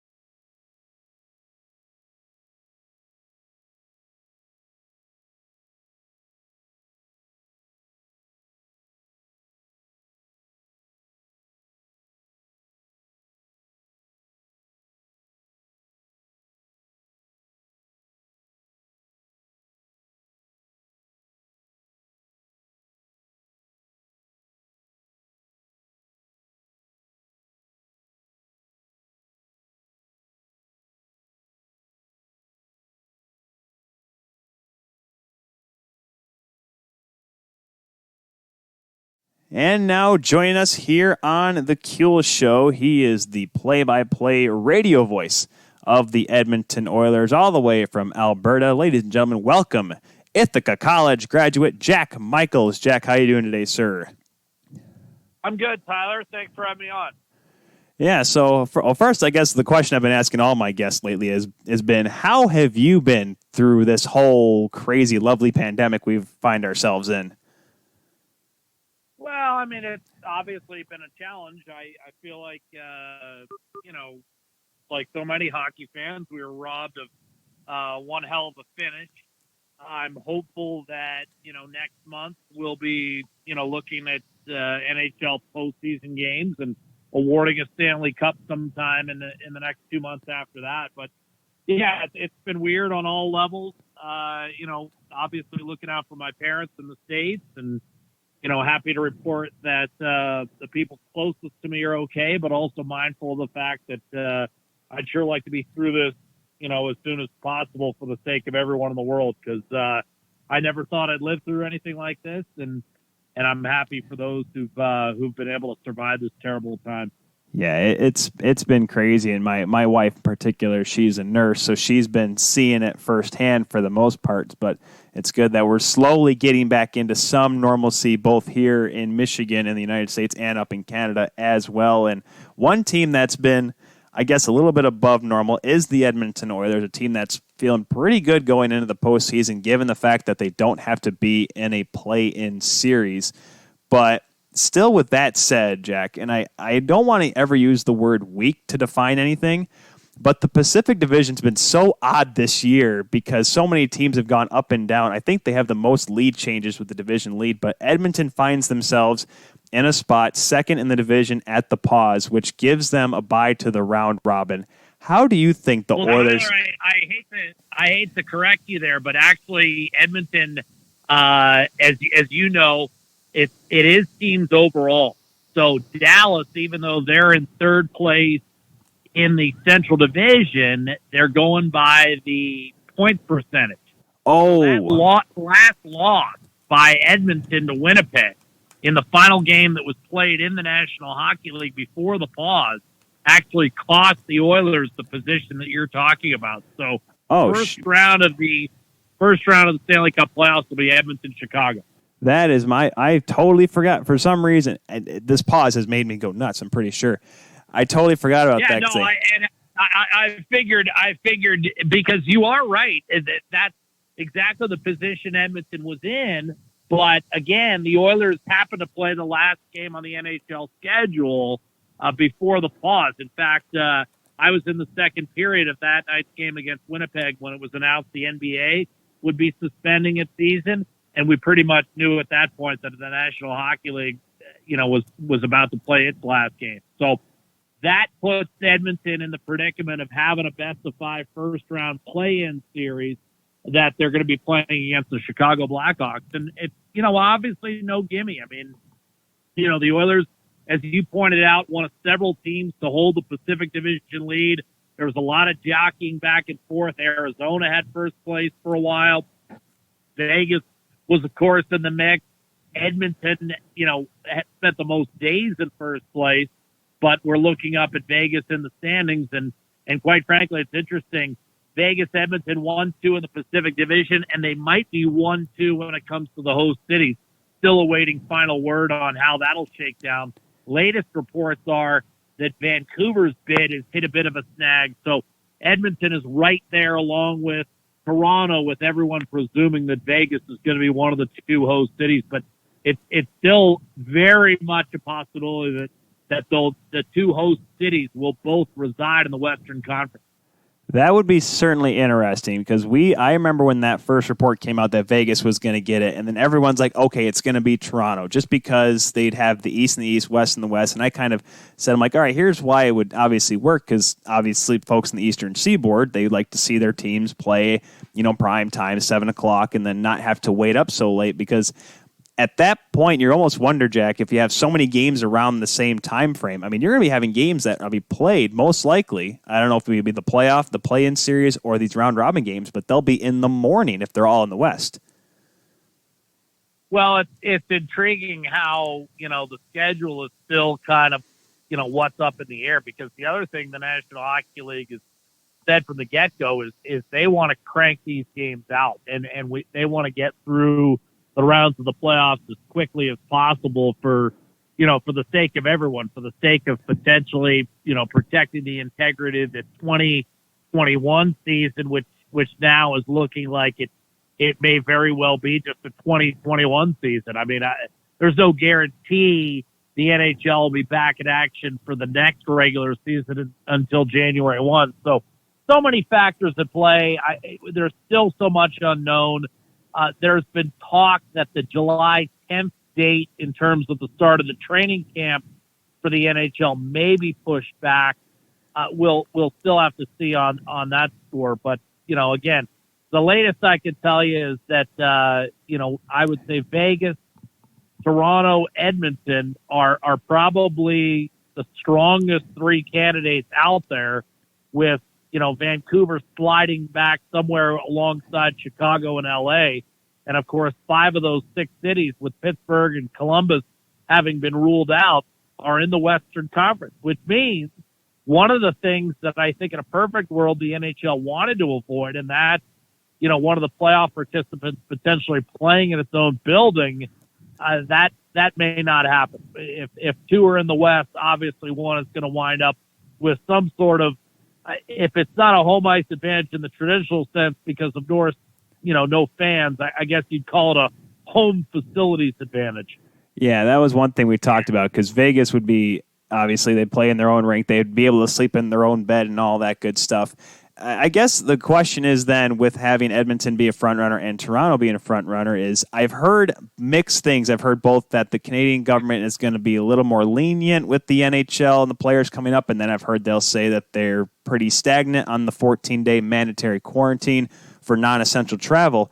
Do you think that will affect the NHL's decision, or is that just seems like, as of right now, that it doesn't matter to the league? Well, I don't know whether you could say at this point that anything doesn't matter to the league. I think they're looking at all kinds of variables right now. What I can tell you is that, the proposal calls for a, July 10th return to training camp. July 30th is potentially the first, round robin game / opening dates for your play-in series. So, I'm not sure with respect to the schedule. I mean, it's already going to be an eerie type situation.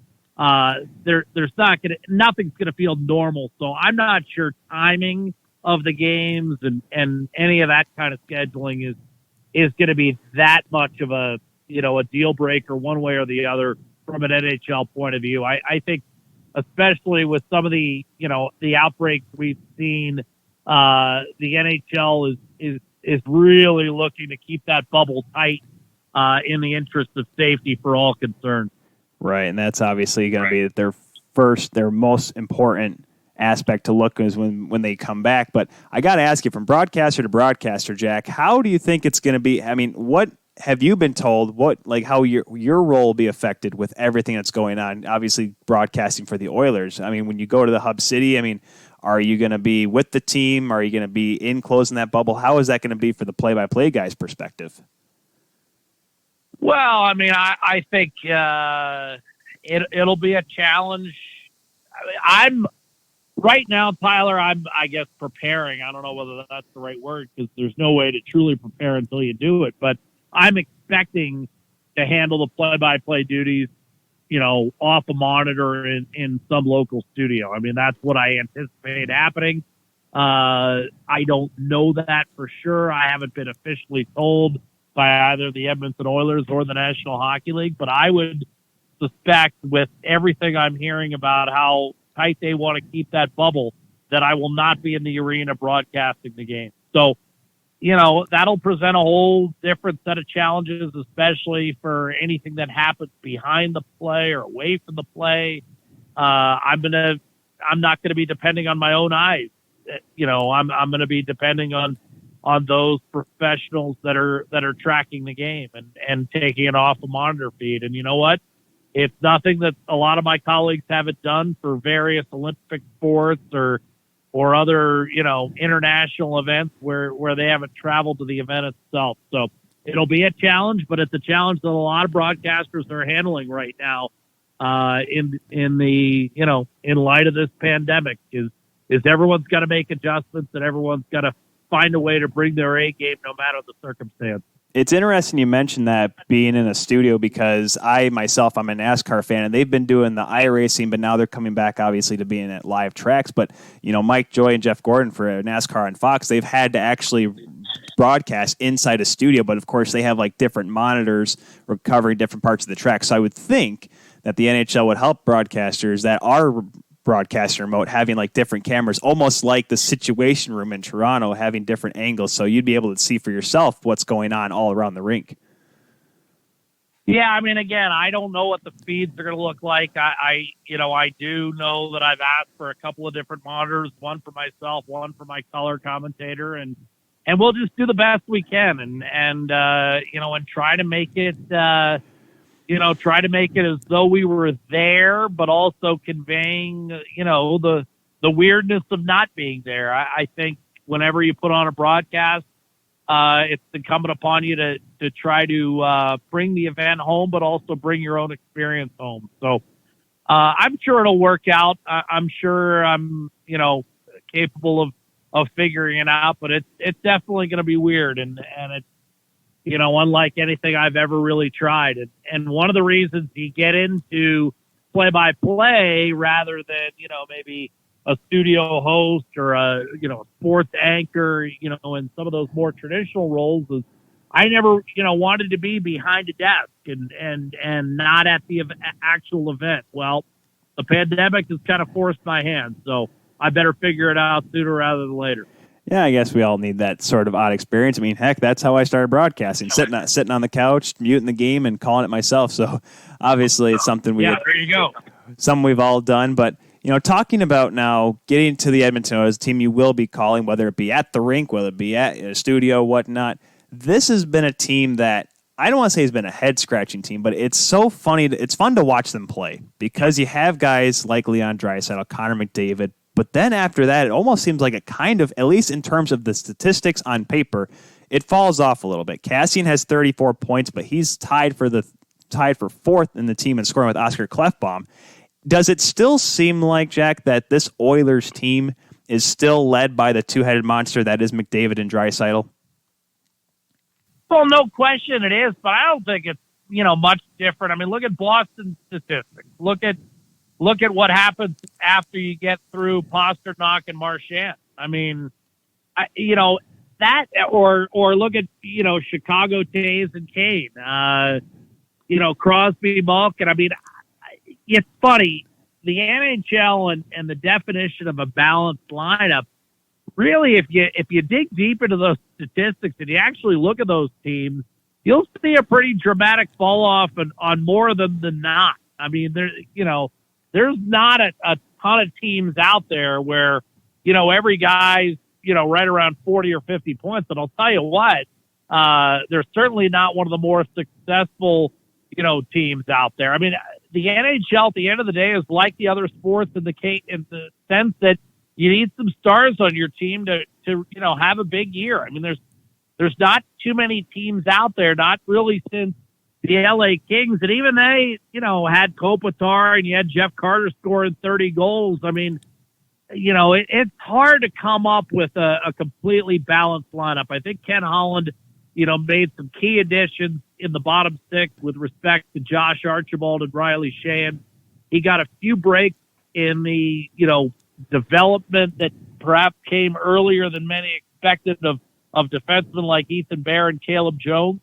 And then the decision to bring in Mike Smith as the capable backup to Mikko Koskinen, as instead of a traditional starter backup situation, basically led itself to, a double-headed monster there as well. And as a result, I think Edmonton has, greater depth than a lot of its contemporaries, particularly at the goaltending position. I think, the Oilers are one of those teams where no matter whether it was Koskinen or Smith, if one of them went down, the other has been confident about, about carrying the mail. And if one should struggle, the same goes. I expect Edmonton to use both of its goaltenders, even if in its, best of 5 first-round series with Chicago. I expect both goaltenders to be utilized, which actually is a big advantage over Chicago. As you know, they dealt Robin Lehner at the deadline, and now they'll go in to a postseason run they didn't expect to happen. I mean, they were 11 points behind Edmonton at the pause, and now all of a sudden, Corey Crawford doesn't play well. They have nowhere to turn. So Edmonton has some depth. I think, again, if you take a look closely at some of these other teams, the fall off is similar to what you find in Edmonton. I'm not suggesting there's not fall off, and I'm not suggesting that McDavid and Draisaitl aren't the primary reasons why, Edmonton's in the shape they are. I'm just suggesting that Edmonton isn't much different from a lot of the other legitimate Stanley Cup contenders out there. And what, McDavid and Draisaitl have done this year where, Draisaitl's probably going to win the MVP, yet is probably not even the best player on his own team. And you've got an Edmonton club that's probably looking at the top 2 centers in the National Hockey League, first team and second team all NHL. That hasn't happened in the league since the 61-62 season. So before expansion, it's really remarkable. And again, I fully expect Draisaitl and McDavid to be first and second team NHL down the middle. It's so funny because the criticism for the first few years of Connor McDavid is that it was McDavid and nobody else. And then when Draisaitl had the one pretty good year when the Oilers made the playoffs there in 2017, it was because he was playing with McDavid. How do you think that Draisaitl has evolved to, I guess, McDavid's wingman in terms now of being a superstar in his own right? Well, I mean, I think the biggest thing is he's not McDavid's wingman anymore. He's leading his own line, and he's leading an Oiler line that basically is the reason they're in the 5th spot in the Western Conference, and that's with Kyler Yamamoto on the right side and Ryan Nugent-Hopkins moving out of the center ice position and over to left wing alongside Draisaitl instead of McDavid, where he spent a lot of time late last season. Now you've got the two-headed monster down the middle that I was just talking about, and Draisaitl has brought along a kid in Kyler Yamamoto who needs 3 cracks at the NHL level to find a home. And if you're going to find a home, I suppose, finding a home between 2 of the best centers in the league, Draisaitl and McDavid, or Draisaitl and Nugent Hopkins isn't a bad fit. I mean, it's really been Edmonton's best line since New Year's Eve, and it's been the best line in the National Hockey League since New Year's Eve. And it was, largely responsible for the Oilers kind of pulling themselves out of December doldrums. I mean, they had hit the skids in December, and they were in danger of sliding back toward the 500 mark. They got on a run, and, they're back in the thick of things in the Western Conference, and it's because Draisaitl, again, and it wasn't the first time. I mean, he did in the 2017 postseason, where he ended up playing a lot, on his own and not with Connor McDavid on his line.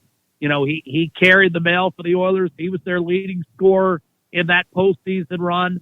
And he was the guy that basically carried them to a 7th game against Anaheim with a hat trick and 5 points in Game 6. So this is not the first time, but I think it's the time that really has solidified in the eyes of the rest of the National Hockey League that not only is he this year's most valuable player, but he's going to be a top 5 player. He's the top 5 player right now in the National Hockey League, and he's going to be for years to come.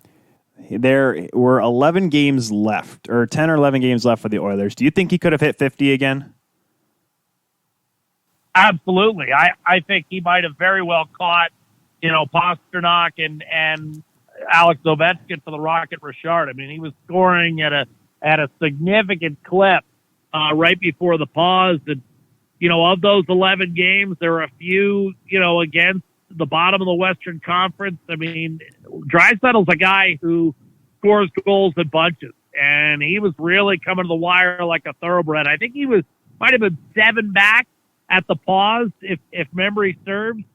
But, there were still 11 games left to play, and I've seen Leon go on a tear where he's scoring a goal a game for 10 games. And, who knows? I think he was hitting 50, and I still would have given him an outside shot to put himself in the Rocket Richard conversation. I know it may seem ludicrous, but that's the kind of tear he got in January. Check the numbers.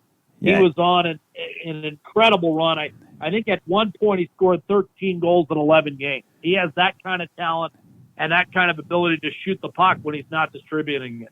Yeah, I was looking at the stats earlier, and out of players in the NHL that had over 100 shots this season, I don't know if it's shot attempts or shot on goals, he is tied for third in shooting percentage with 19.7%. So that just is a testament to how good Draisaitl has been. But one guy that has just been with the Oilers for so long, and Jack, when you first started out with Edmonton, he was there early on in your career there with Edmonton, and he's probably the last guy, I would say, from, I guess you can say, quote-unquote, the dark ages of the Oilers, and that's Ryan Nugent-Hopkins. He's a guy that I've always loved. I remember when he came out of Red Deer, I'm like, all right, this guy, he may not be the superstar scorer, but he's going to have those intangibles that'll make him a long-time NHLer, and he's still been effective with the Oilers now. How have you seen his game develop from he was a rookie until now as a key part of this Oilers team? Well, Ryan Nugent-Hopkins had no cushion when he broke into the National Hockey League. He was not eased into the lineup.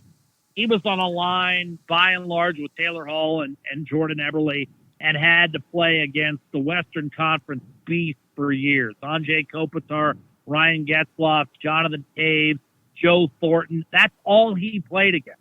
I mean, every single night from 18 years old on. I mean, he had no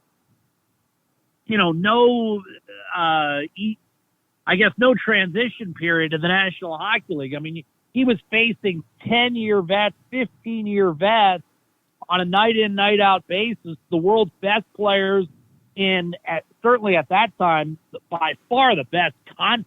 I mean, I know the Bruins won it in 11, but think about it. Then 12 and 14, the Kings win. 13 and 15, the Blackhawks win. I mean, his first 4 years, think about the matchups he was looking at, a night in, night out basis.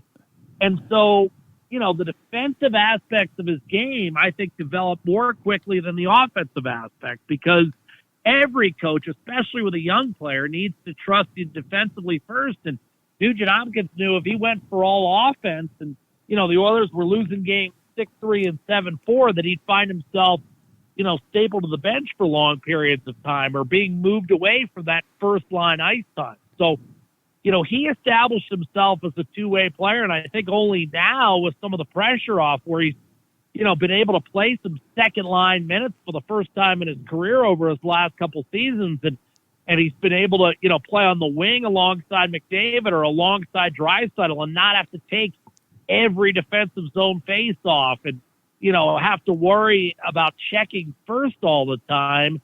Now you're starting to see him explore the offensive aspect of his game. Last year, 28 goals, a career-high 69 points. And people say, well, he played with Connor McDavid. Well, they said the same thing about Draisaitl. And then look what happens this year. Nugent-Hopkins isn't playing with McDavid. He's playing with Draisaitl, and he's putting up the same kind of numbers. And alongside, Draisaitl and Yamamoto, formed, again, the league's best line for a 6-week period of time. Look at Nugent-Hopkins' numbers since New Year's Eve. He's top 5 scorer in the National Hockey League. I mean, he's absolutely lit it up. So this is a guy that, I think developed from the inside out, meaning that, he had to play it close to the vest. He got banged up a few times, had a shoulder injury his rookie year that probably cost him the Calder. He blew a wheel in Chicago and crashed into the boards and injured his shoulder. But he's the guy that I think for years has been underrated. And now that he's on the wing and had some of the shackles around him lifted and being encouraged to play more offense, he's been able to think offense first. And I think the results are there for themselves. I think he's, no question, been one of the league's top 20 offensive players for the last year and a half. Yeah, I mean, it's a great story because, when you see guys when teams that bounce back and have a successful rebuild, you like to see the guys that are still there that, remember those dark days. And Nuge has been one of those guys. Well, he's the longest tenured Oiler by far. He's played 604 games for the team.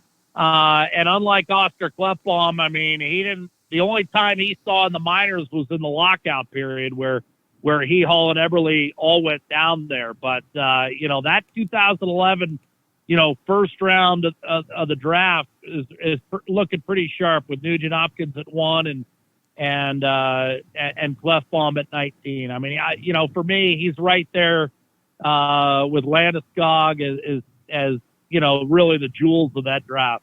Yeah, that was a very exceptional draft, and that was in the middle of the time where everyone's like, oh, yeah, the Oilers are going to get it every year. But no, Nuge was a great pickup, and, of course, now this team heads into the playoffs, and as you corrected me earlier, because I'm just – I'll test it to a blonde moment, if you will. The Oilers get the Hawks in the first round. Is that, and I know it's crazy with a 5-game series, because if you run into a hot goaltender, if Crawford's able to stand on his head, it could make it very difficult for the Oilers.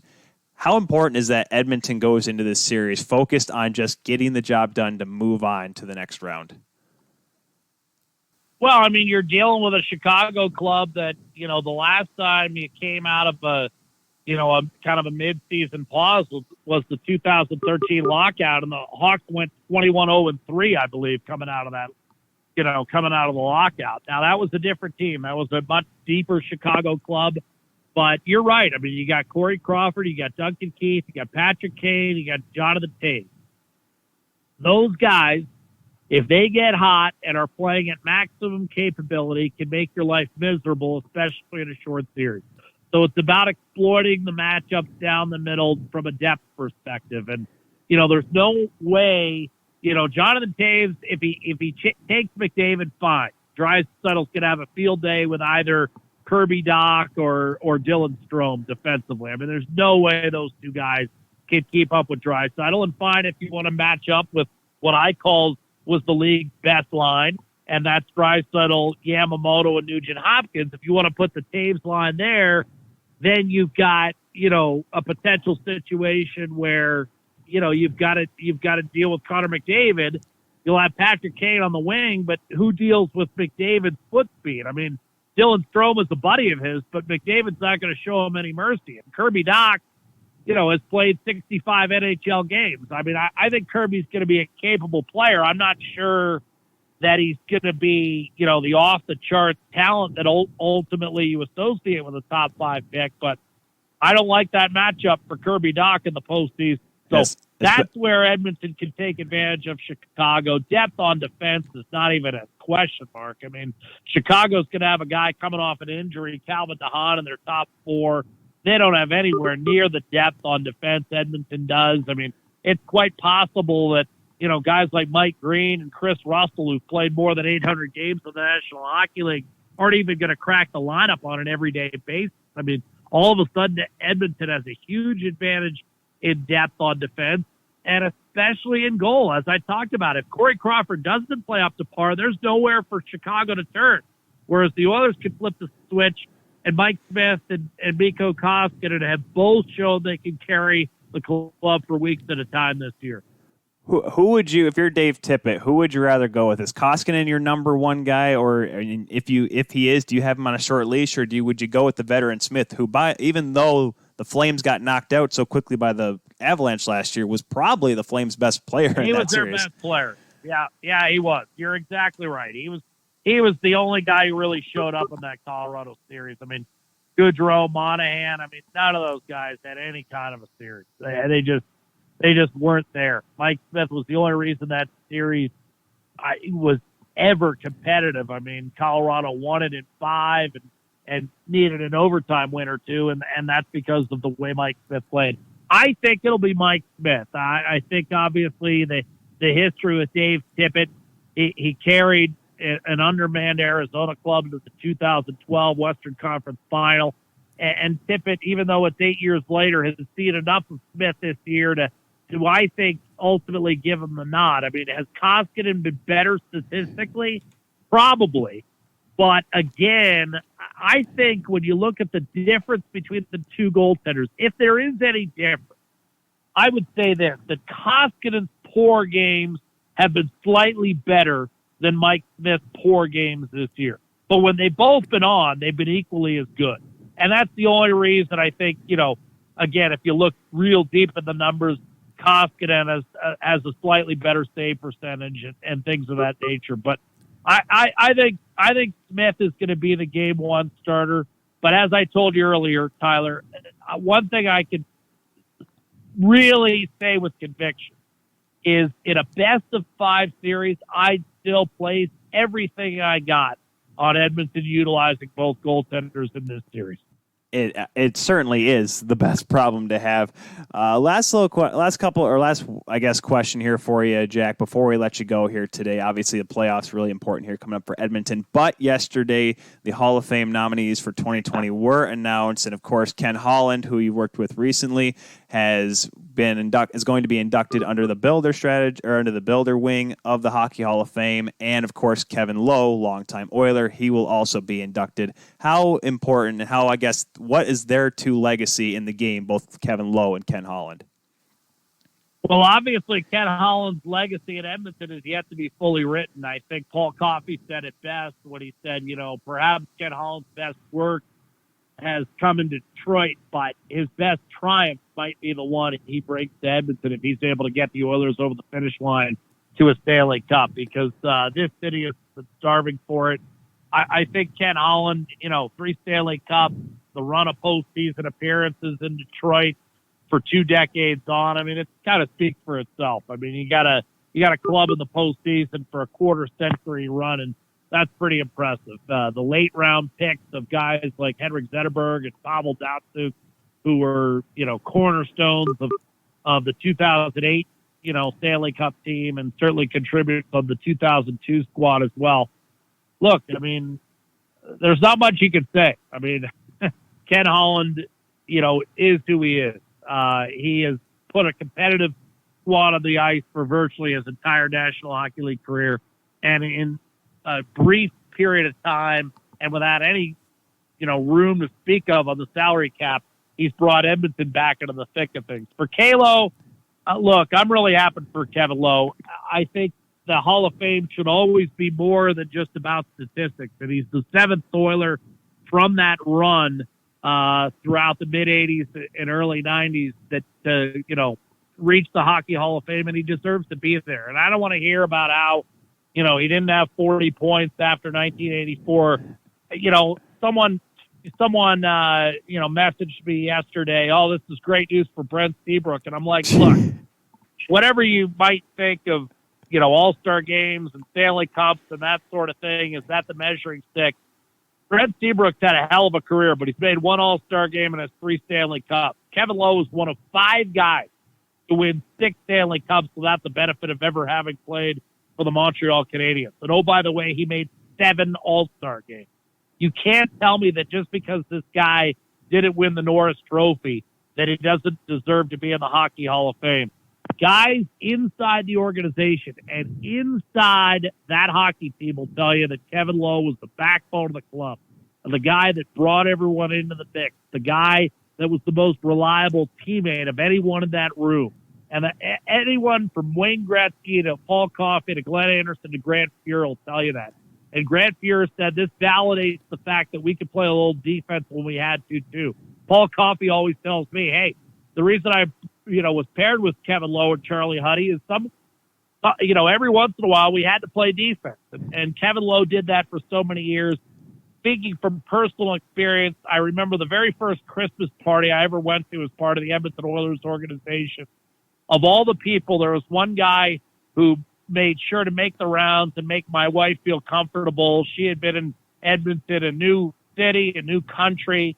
And this was one of her first, public ventures out in the 3 months she had been there at that point. And it was Kevin Lowe engaging her in a 20-minute conversation. He is an inclusive guy, always has been, and that's why he's universally respected as one of the finest teammates in the history of North American professional sports. And that's why I was really happy to see him inducted into the Hockey Hall of Fame, because it shows that even in this day of age, there's still room for a Hall of Fame caliber person. Yeah, he's been, I know there was a couple of years, like you said, he went to the Rangers, won a cup there, but he's been with the Oilers other than that pretty much since the team came into the league and before that. So it's definitely good to see him. Coached the Oilers, general manager of the Oilers, was the guy that brought Chris Pronger here to Edmonton. And that, of course, triggered the run to the 2006 Stanley Cup final. I mean, he's done it all in this game. And I think, an original Oilers, the first ever Edmonton Oilers drafted to the NHL back in 1979, scored the first ever goal in 1979, although some people tell you it might have been tipped. But bottom line is he's the epitome of what I guess the franchise would expect from, once an Oiler, always an Oiler. And I know it was a very popular vote. I've had a chance to hear the comments of Wayne Gretzky. I talked to Paul Coffey yesterday. I mean, they're overjoyed that one of their favorite teammates is now going to be joining him as a teammate forever in Toronto in the Hockey Hall of Fame. Do you think they're going to add next to the Montreal Forum locker room there at the Hall of Fame? Do you think they're ever going to put an old Rexall Center locker room there with a bunch of the Oilers, the way they're starting to build that team in the Hall?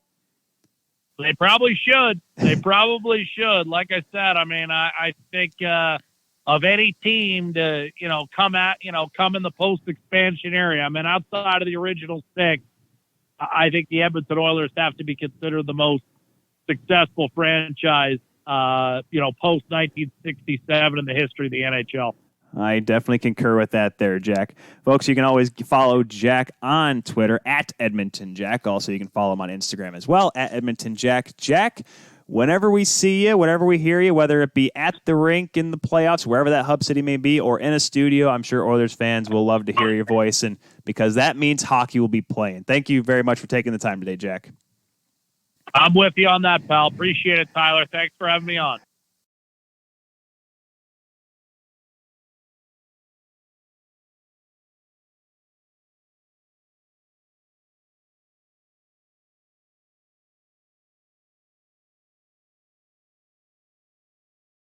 Oops, sorry, I forgot to put the audio on. Of course, first time in the show, forgot to put the audio on. Once again, thank you, Jack Michaels. Everyone just saw me talking to myself there for a second, but that's every day of the week. But now, jumping right into our next interview, our last interview here in the final segment here of today's Kuehl Show on 12 Ounce Sports Network. As you can see to my left, at least on the screen, the picture of Harrison Watt, now a five-time guest here on TKS. Harrison, how are you doing today, sir? I'm good, except for the fact that I unwittingly chose the time slot that followed two NHL broadcasters. So maybe should have requested to hit leadoff today instead of trying to bat behind the big sluggers. Well, of course, Ken Cal got the first call. He got the first pick. He was one of our go-to guests, and he said 6:30. Then I asked you, and you said 8, and I'm like, capping off the show, Harrison. All right, big bold move there, but. It's always great to have you on, Harrison, talking about Ferris State and college hockey for that matter. And, there's the funny thing. Harrison, you can't see it right now, but we have a picture of you to my left right now. Can you guess which picture I used? Would it be the one of me in the dinosaur jacket at Bowling Green? Yes, that one. That's the one I picked. Well, I mean, that's kind of what I imagined. It's perfect. I mean, it's just you right on the camera, like you're there. It's absolutely perfect. Well, I have to ask because when we announced yesterday our partnership with Second String Leather, you asked for free stuff, and then I did my little quirky little when you find out you have to give free stuff to people. I took a picture that I found because I searched seeing like what other pictures I could use of you for the show, and there's a picture of you at PP&G Paints Arena in Pittsburgh, looking like a terrified broadcaster. What's the story behind that? That was my first play-by-play game in an NHL rink. And I walked into the booth, and it was bigger than the apartment that I was living in that year. Gosh. So I was like, so what were you doing there then, if I may ask? That was Ferris State at the Three Rivers Classic. It was us against Boston College that day. We played Robert Morris the day before. Oh, no, it was the Robert Morris game that I took the picture. Yeah. We played Robert Morris, then we played Boston College. But I was up there just like, I'm by myself, first of all, and it was like one of my first trips traveling with the team. So I'm up there, I had been shown around the day before by the Penguins communication staff during a Penguins game. And I'm up there, I'm kind of in awe, and I have the run of the show. And it took me probably until right up the broadcast to calm down to do the game. But I took the picture because one of my friends at the time was teasing me about doing the game. And I think the caption was something to the effect of, "I don't belong here." Well, that's why the first game I did with you this past season, I posted that, and I got a few good chuckles out of people that looked at it. But everyone has it. I mean, like I said, my heartbeat was about 195 beats per minute. Then we started the show, so that's how it goes, right? And once you get in the swing of things, that's all that matters, right? Yeah, it was just a little different height that I'm used to doing the game from. As you know, at the Avoglaven, it's a little closer to the ice than when you're at NHL press level height. Well, when we were at the GLI this past winter, when you were calling the games for Ferris State, I was actually above you up in the writer's press box there, which was right next to the vents, which was so nice so I could freeze. But I would actually call the games so I could get used to calling from that height, because you call games in public rinks or some smaller college rinks, you're almost right there with the fans. I'm like, shoot, when we went to Ferris, I was like high-fiving my girlfriend or my fiance, my wife at the time during those games. So, but exactly. It's such a unique experience. That's why college hockey just has that certain minutia about it. And speaking of college hockey, Harrison, there's a lot of talk right now about what's going to happen this coming season. Nobody knows when. There's colleges out there saying they're not going to play fall sports and whatnot, which would coincidentally affect collegiate hockey. As an SID yourself, or one that works in the SID department, what is the word right now in terms of the start time, not just for hockey, but I guess sports at the university level in general in the United States? I hate to disappoint you and everybody listening, but everything that you're hearing is basically what I'm hearing. There's no real inside information. Nobody's made any decisions. I think what I can tell you is I think schools are afraid to be the first team to make a decision, whether it's in a positive light or a negative light. I think a big school is nervous to take a step and say, okay, we're not going to play fall sports, or we're going to go ahead and do this. Because I think they know the snowball effect will follow them. And if it backfires either way, they're the ones that, kind of take the fall to a certain extent. I feel optimistic because our plan is to go ahead and play on time hockey-wise. Other things are still up in the air. I think that it's safe to say we still don't know. But our plan is we're going to start gearing up to play in October within the next 2-3 weeks, and we're going to hope that things get better. I would just say from a completely apolitical standpoint, America cares about sports very much. And clearly the people making the decisions have decided that the only thing they're going to make decisions based on is the infection rate, not hospitalizations, not deaths. Seems like infection rate's going to be the driver. And I would just say do all that you can to keep that down to the best of your abilities. If you love sports, do what you can, because it could be in risk of being a really depressing fall if we don't work hard at this together. It's not something I like to talk about. I don't mean to go off on a rant here, but I personally hate wearing my mask. I do it because I know that if I fight the battle as best I can, hopefully the infections will go down and hopefully we'll have sports. So that's my little bit on let's save sports. I really hope so too, because I'm sitting there thinking to myself, because I've talked to my SIDs here at Davenport. We're like, all right, what are we going to do if nothing happens? Are we just going to sit there and twiddle our thumbs? Hey, we had a great paper football tournament when everything went down. So, I mean, we could broadcast a couple more of those. I mean, I've never done a paper football game, but can't be that hard. Back and forth, and he makes it. Oh, he misses. Oh, he makes it. It's like tennis almost, just, with us SIDs that are a little less athletic, to say the least. Exactly. Maybe nobody wants to see that. But, when the season gets going, whenever that may be, October, November, December, obviously there's a lot to look forward to in the season. And the Bulldogs, yourself, calling games for Ferris State, they have a few new faces coming in this year. A couple guys graduated, Nate Callan and one in particular. But there's a lot of guys coming into the fold this year that have a lot of upside to them, including the goaltending position as well. Tell us about some of the new faces that folks up in Big Rapids are going to be seeing this upcoming season? Yeah, 10 new guys. We're really excited about this recruiting class. Neutral Zone ranked it as the highest recruiting class we've ever had in college hockey. So that's a really big thing for us. We're in the top half of the country. I think at one point we were as high as 19th. They re-ranked, reevaluated some of the 2001, 2002 birth years. So there are a couple 18-year-olds with some of the big boys like Michigan and North Dakota and Denver. I think Antti Tuomisto, a Red Wing draft pick, is one of those guys. So they re-ranked him, and we don't have any of those. So a couple of those big teams that we were initially ahead of are now a little ahead of us recruiting-wise. We're still ahead of teams like Notre Dame, Minnesota State, Bowling Green in those neutral zone rankings, so we're really excited about that. We think the guys we have tremendous upside. You mentioned the goalie Logan Stein. He's one of 4 for Team USA right now, battling it out for the goaltending position for the IIHF World Junior Championships. He's got some stiff competition. Comesso, Knight, and Wolf are all very good goalies as well.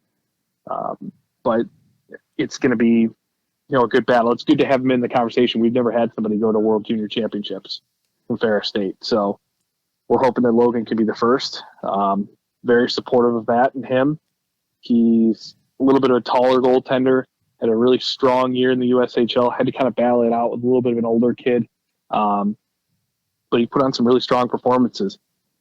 Some big body forwards. We bring a lot of size in this class, which we haven't had in a while. Antonio Venuto is 6'3". He can put the puck in the net. He's a big boy.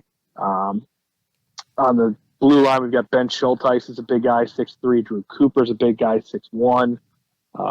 We are packing a punch. I'm excited about a Czech forward, Stepan Pokorny, who will be the first Czech-born player in team history. Very skilled, very smart hockey player. Watched him a lot in Madison last year. I just think that this freshman class, it's 10 guys, but I really think it makes us very deep. I thought our freshman class last year did a lot of very good things, and with them taking a step forward, I see this team taking a step forward, especially because, we're healthy now. We were not healthy at any point last season. We had guys go down to catastrophic injuries, it seemed like every week. So I feel really good about this upcoming season. Yeah, I remember because I think when I came back, that was when Marshall Moyes came back and had a big game. He was out for a good period of time, and Cale Norris was out. And I was funny. You think when you follow the team, you get used to calling games and being around the jail. You think you see players quite a bit. I had to look at the roster every single time. Like, all right, who's actually in the lineup tonight? It seemed like that's what it looked like. Yeah, you mentioned it. Cole Norris missed about 8 weeks at one point. Marshall Moyes missed 6 weeks. Dallas Tulik missed, I think, 4 or 5 weeks worth of games at different times with different injuries. He was a freshman that was pretty good. Nate Callan played the whole season as our captain with just a messed up wrist. I felt really bad for him. He was in rough shape. Joe Rutkowski was banged up all season long. Camp Clark had some injuries that he battled with. Jason Tackett had a hip injury all season long that never healed. It was really hard to get up off the ground and going. I mean, that team, and I give them a lot of credit for this resilience, went on a 2-week Alaska trip for 4 games with no healthy scratches. Jeez. After all the injury bad luck we had, we went up there with no healthy scratches.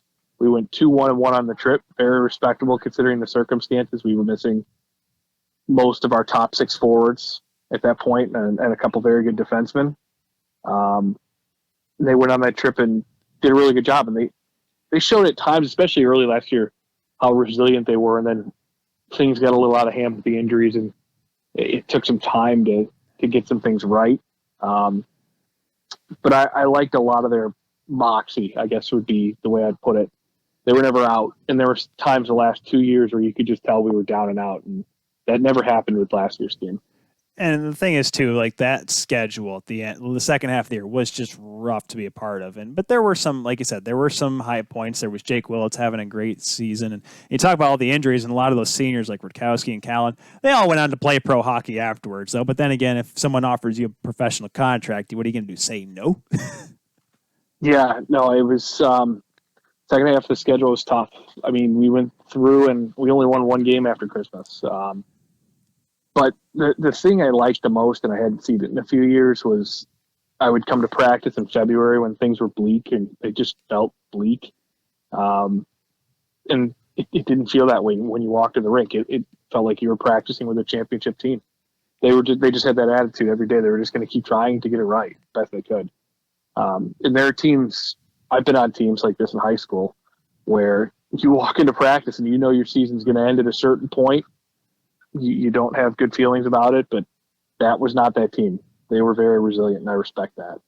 That's obviously very important towards building the program, and a program that in not next season, but the season after will be part of the revamped Central Collegiate Hockey Association, which I'm personally excited about, giving a kid that grew up in the CCHA, watching the CCHA. They did announce recently that they announced the commissioner, Don Lucia, the former University of Minnesota head coach, two-time national championship head coach. Harrison, why do you think, and of course, Harrison, you were a big part of the announcement for the commissioner of the CCHA, Don, and why do you think he is the perfect guy as a former collegiate coach? Why is he the perfect guy to be the head of the new CCHA? Don, the thing I like about Don is he knew when this all broke up and things changed and we became part of the new WCHA and Minnesota became part of the Big Ten. He knew what was happening at college hockey was going to need to change again because it didn't fit everybody. It didn't help his program at all at that point.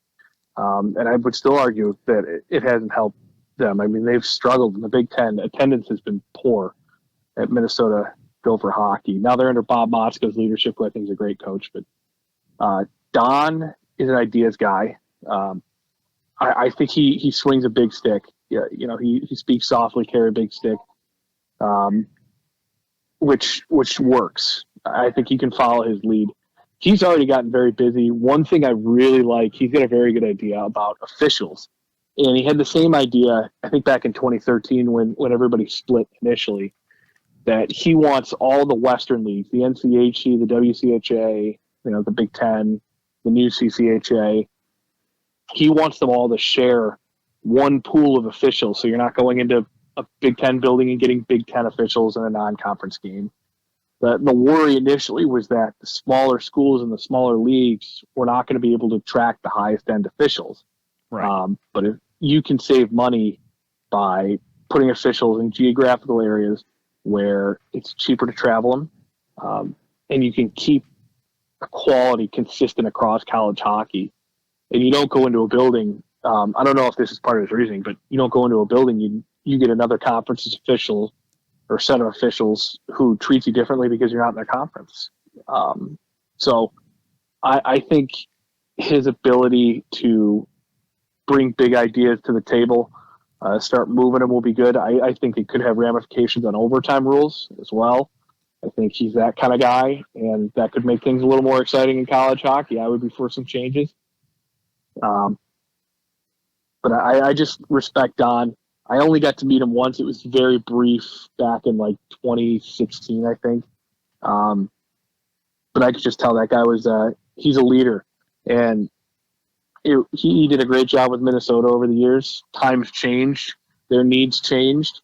He stepped away from the game for a little while, but I think he's really bringing a big punch to the CCHA. I think that's a huge win for us.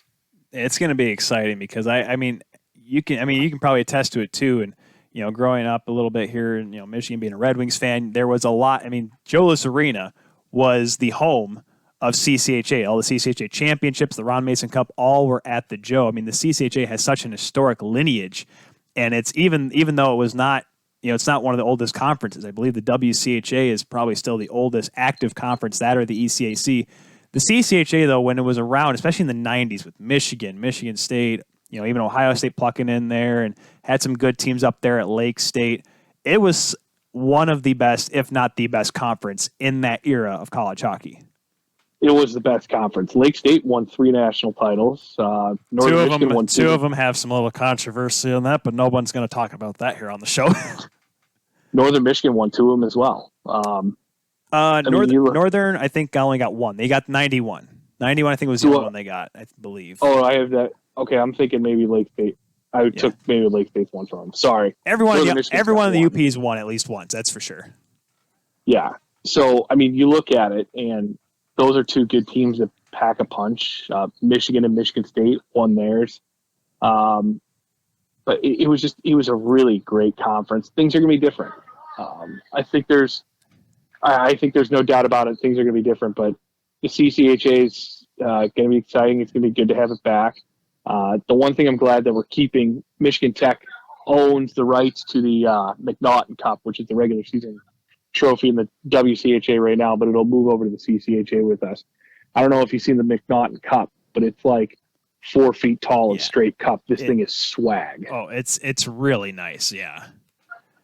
I've never seen it in person because then again, well, it's usually held by, Minnesota State or, not St. Cloud, but it's been around the block over there in the Minnesotas and the Wisconsins for an extended period of time. But I guess the big question that I have, Harrison, I think it's a question everyone's thought of, which, by the way, I believe the only teams that Bowling Green, Lake State, and Northern Michigan are the only 3 teams that were part of the original CCHA that will be in the new rendition. But that's only 7 teams, Harrison. And it's an interesting little question here. And I know some people, I know a certain broadcaster down there that broadcasts in the state of Alabama would like to know if you know anything. But who is going to be, is there a talk of an 8 team? Is there a talk of evening out the conference as best as possible? And if so, does it rhyme with UAH or each? Or I don't know how to say UAH without rhyme. I'm not good at rhyming. But who else could be a contender for the new conference? I think Huntsville, Don Lucci said this on the broadcast, and I like a lot of people at Huntsville. I was a really big fan of Mike Corbett's personally as well. Peyton Turnage is a person I like very much as well. I think if the commitment to hockey is there, the financial backing in a long-term scenario is there, a new facility is there, I think that they make themselves a strong case to be in. But Don Lucia said they've got to figure some things out if they want to be a contender for that spot. So they know where they stand. I think that's one very important thing. Don laid out very clearly what he was looking for and what the conference is looking for. There are a couple free agents right now. St. Thomas is the one I think people have pegged as the most, I don't know if attractive is the right word, but the best fit maybe. They're right there with Minnesota State and Bemidji State geographically. They're in the Twin Cities, which would give you a Twin Cities and West Michigan kind of reach, including obviously the UP in Michigan. Geographically, it could potentially attract other teams down the line. You never know what happens if there's more realignment on the horizon with some teams maybe in the NCHC or otherwise. I'm not saying I know anything. I'm just saying, geographically, if it were to make sense for anybody else, you never know. Nope. Your words concrete, Harrison. Yep, you're right. You're in it first. St. Thomas, 8th team here in the CCHA. Harrison called it. And then it's something completely different, and then Harrison's wrong, and then we can yell at you after that. I would say it's unlikely Long Island would be a contender for that right now, just geographically. Yeah. I think they're going to find their way maybe into Hockey East, but I would think in the Atlantic Hockey or ECAC. Well, Atlantic Hockey is an interesting one because there's talks that it was put on hold because of the coronavirus that Navy was going to be that 12th team in that league because they were going to be they said that would put all of the military academies into one conference and that would have made that 12, but that was put on hold. And I think Illinois was going to make an announcement too, but that's what I've heard through College Hockey News and other folks in the game. But yeah, it's up in the air. I would say I don't know what to think about Arizona State, to be completely honest with you. They have the money to do whatever they want. So there's no mistakes there. I honestly think they're going to remain a free agent for a while. Maybe if they're the right fit for the CCHA, I would love it. I'll tell you what, if I'm still at Ferris, if that were to happen, I would be packing my golf clubs on every trip down to Tempe. But that would be something. But I think you would think geographical, you would think financial backing would make the most sense for the CCHA. The travel is the one thing that right now financially with COVID, travel is so expensive. Yeah. The airlines went the other direction. I know I don't have much time to go back into this as we're kind of getting towards the end here, but you look at the financials of what flying is like. At the beginning of this, confidence in flying was low, so the ticket prices were low. Right. Now it's the other way around. confidence, while still might not be very high in flying, the airlines have said, well, it's more exclusive now. We only have 50 to 60% of the seats open. So now we're going to jack the ticket prices up. My dad tried to buy a plane ticket from where he lives to Michigan. He lives in New York City. Yeah. And that's a $380, $400 ticket. Sheesh. If you're talking 2 weeks out normally, that's normally. Right.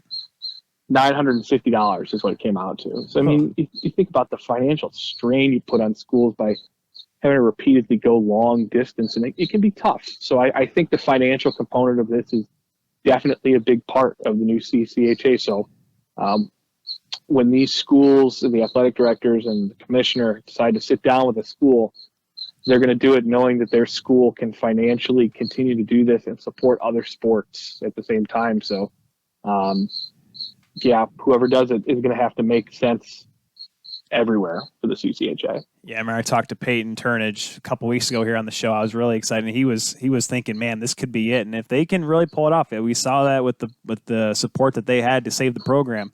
There is a hockey hotbed down there kind of in the wings. So we'll have to see how that goes. We are going to wrap things up here on 12 Ounce Sports here, folks. Thank you for tuning in to this first live show. Harrison, thank you very much for coming on. You can follow Harrison on Twitter at Watt Harrison. That's WATT Harrison. Has it backwards because he's Yoda, at least according to his Twitter feed. But Harrison, thank you once again coming on. I was going to ask you about the Red Wings, the lottery, but unfortunately we ran out of time today. Definitely ask you about scam. Rigged scam. Rigged scam. Hey, I'm not saying you agree with Ken Kellogg's may agree with you on that one, but he may or may not have you and him have some similarities. So I guess you two can definitely talk about that. We'll have you on later, Harrison, talk some Wings, and we can rant and rave on how great Detroit sports are right now. Can't wait. I know you can't. Coming up next here on 12 Ounce Sports Radio, we'll be talking Miners with the Rando. He'll be talking Federal Hockey League, Cam Newton, Major League Baseball, and the Draft Lottery as well. More extended coverage on that. Thank you all once again, folks. Follow us at The Kuehl Show on Twitter, Instagram, and Facebook. #TKS. Harrison, thank you again once for coming on. And goodbye, everybody, here from Grand Rapids. Nailed it.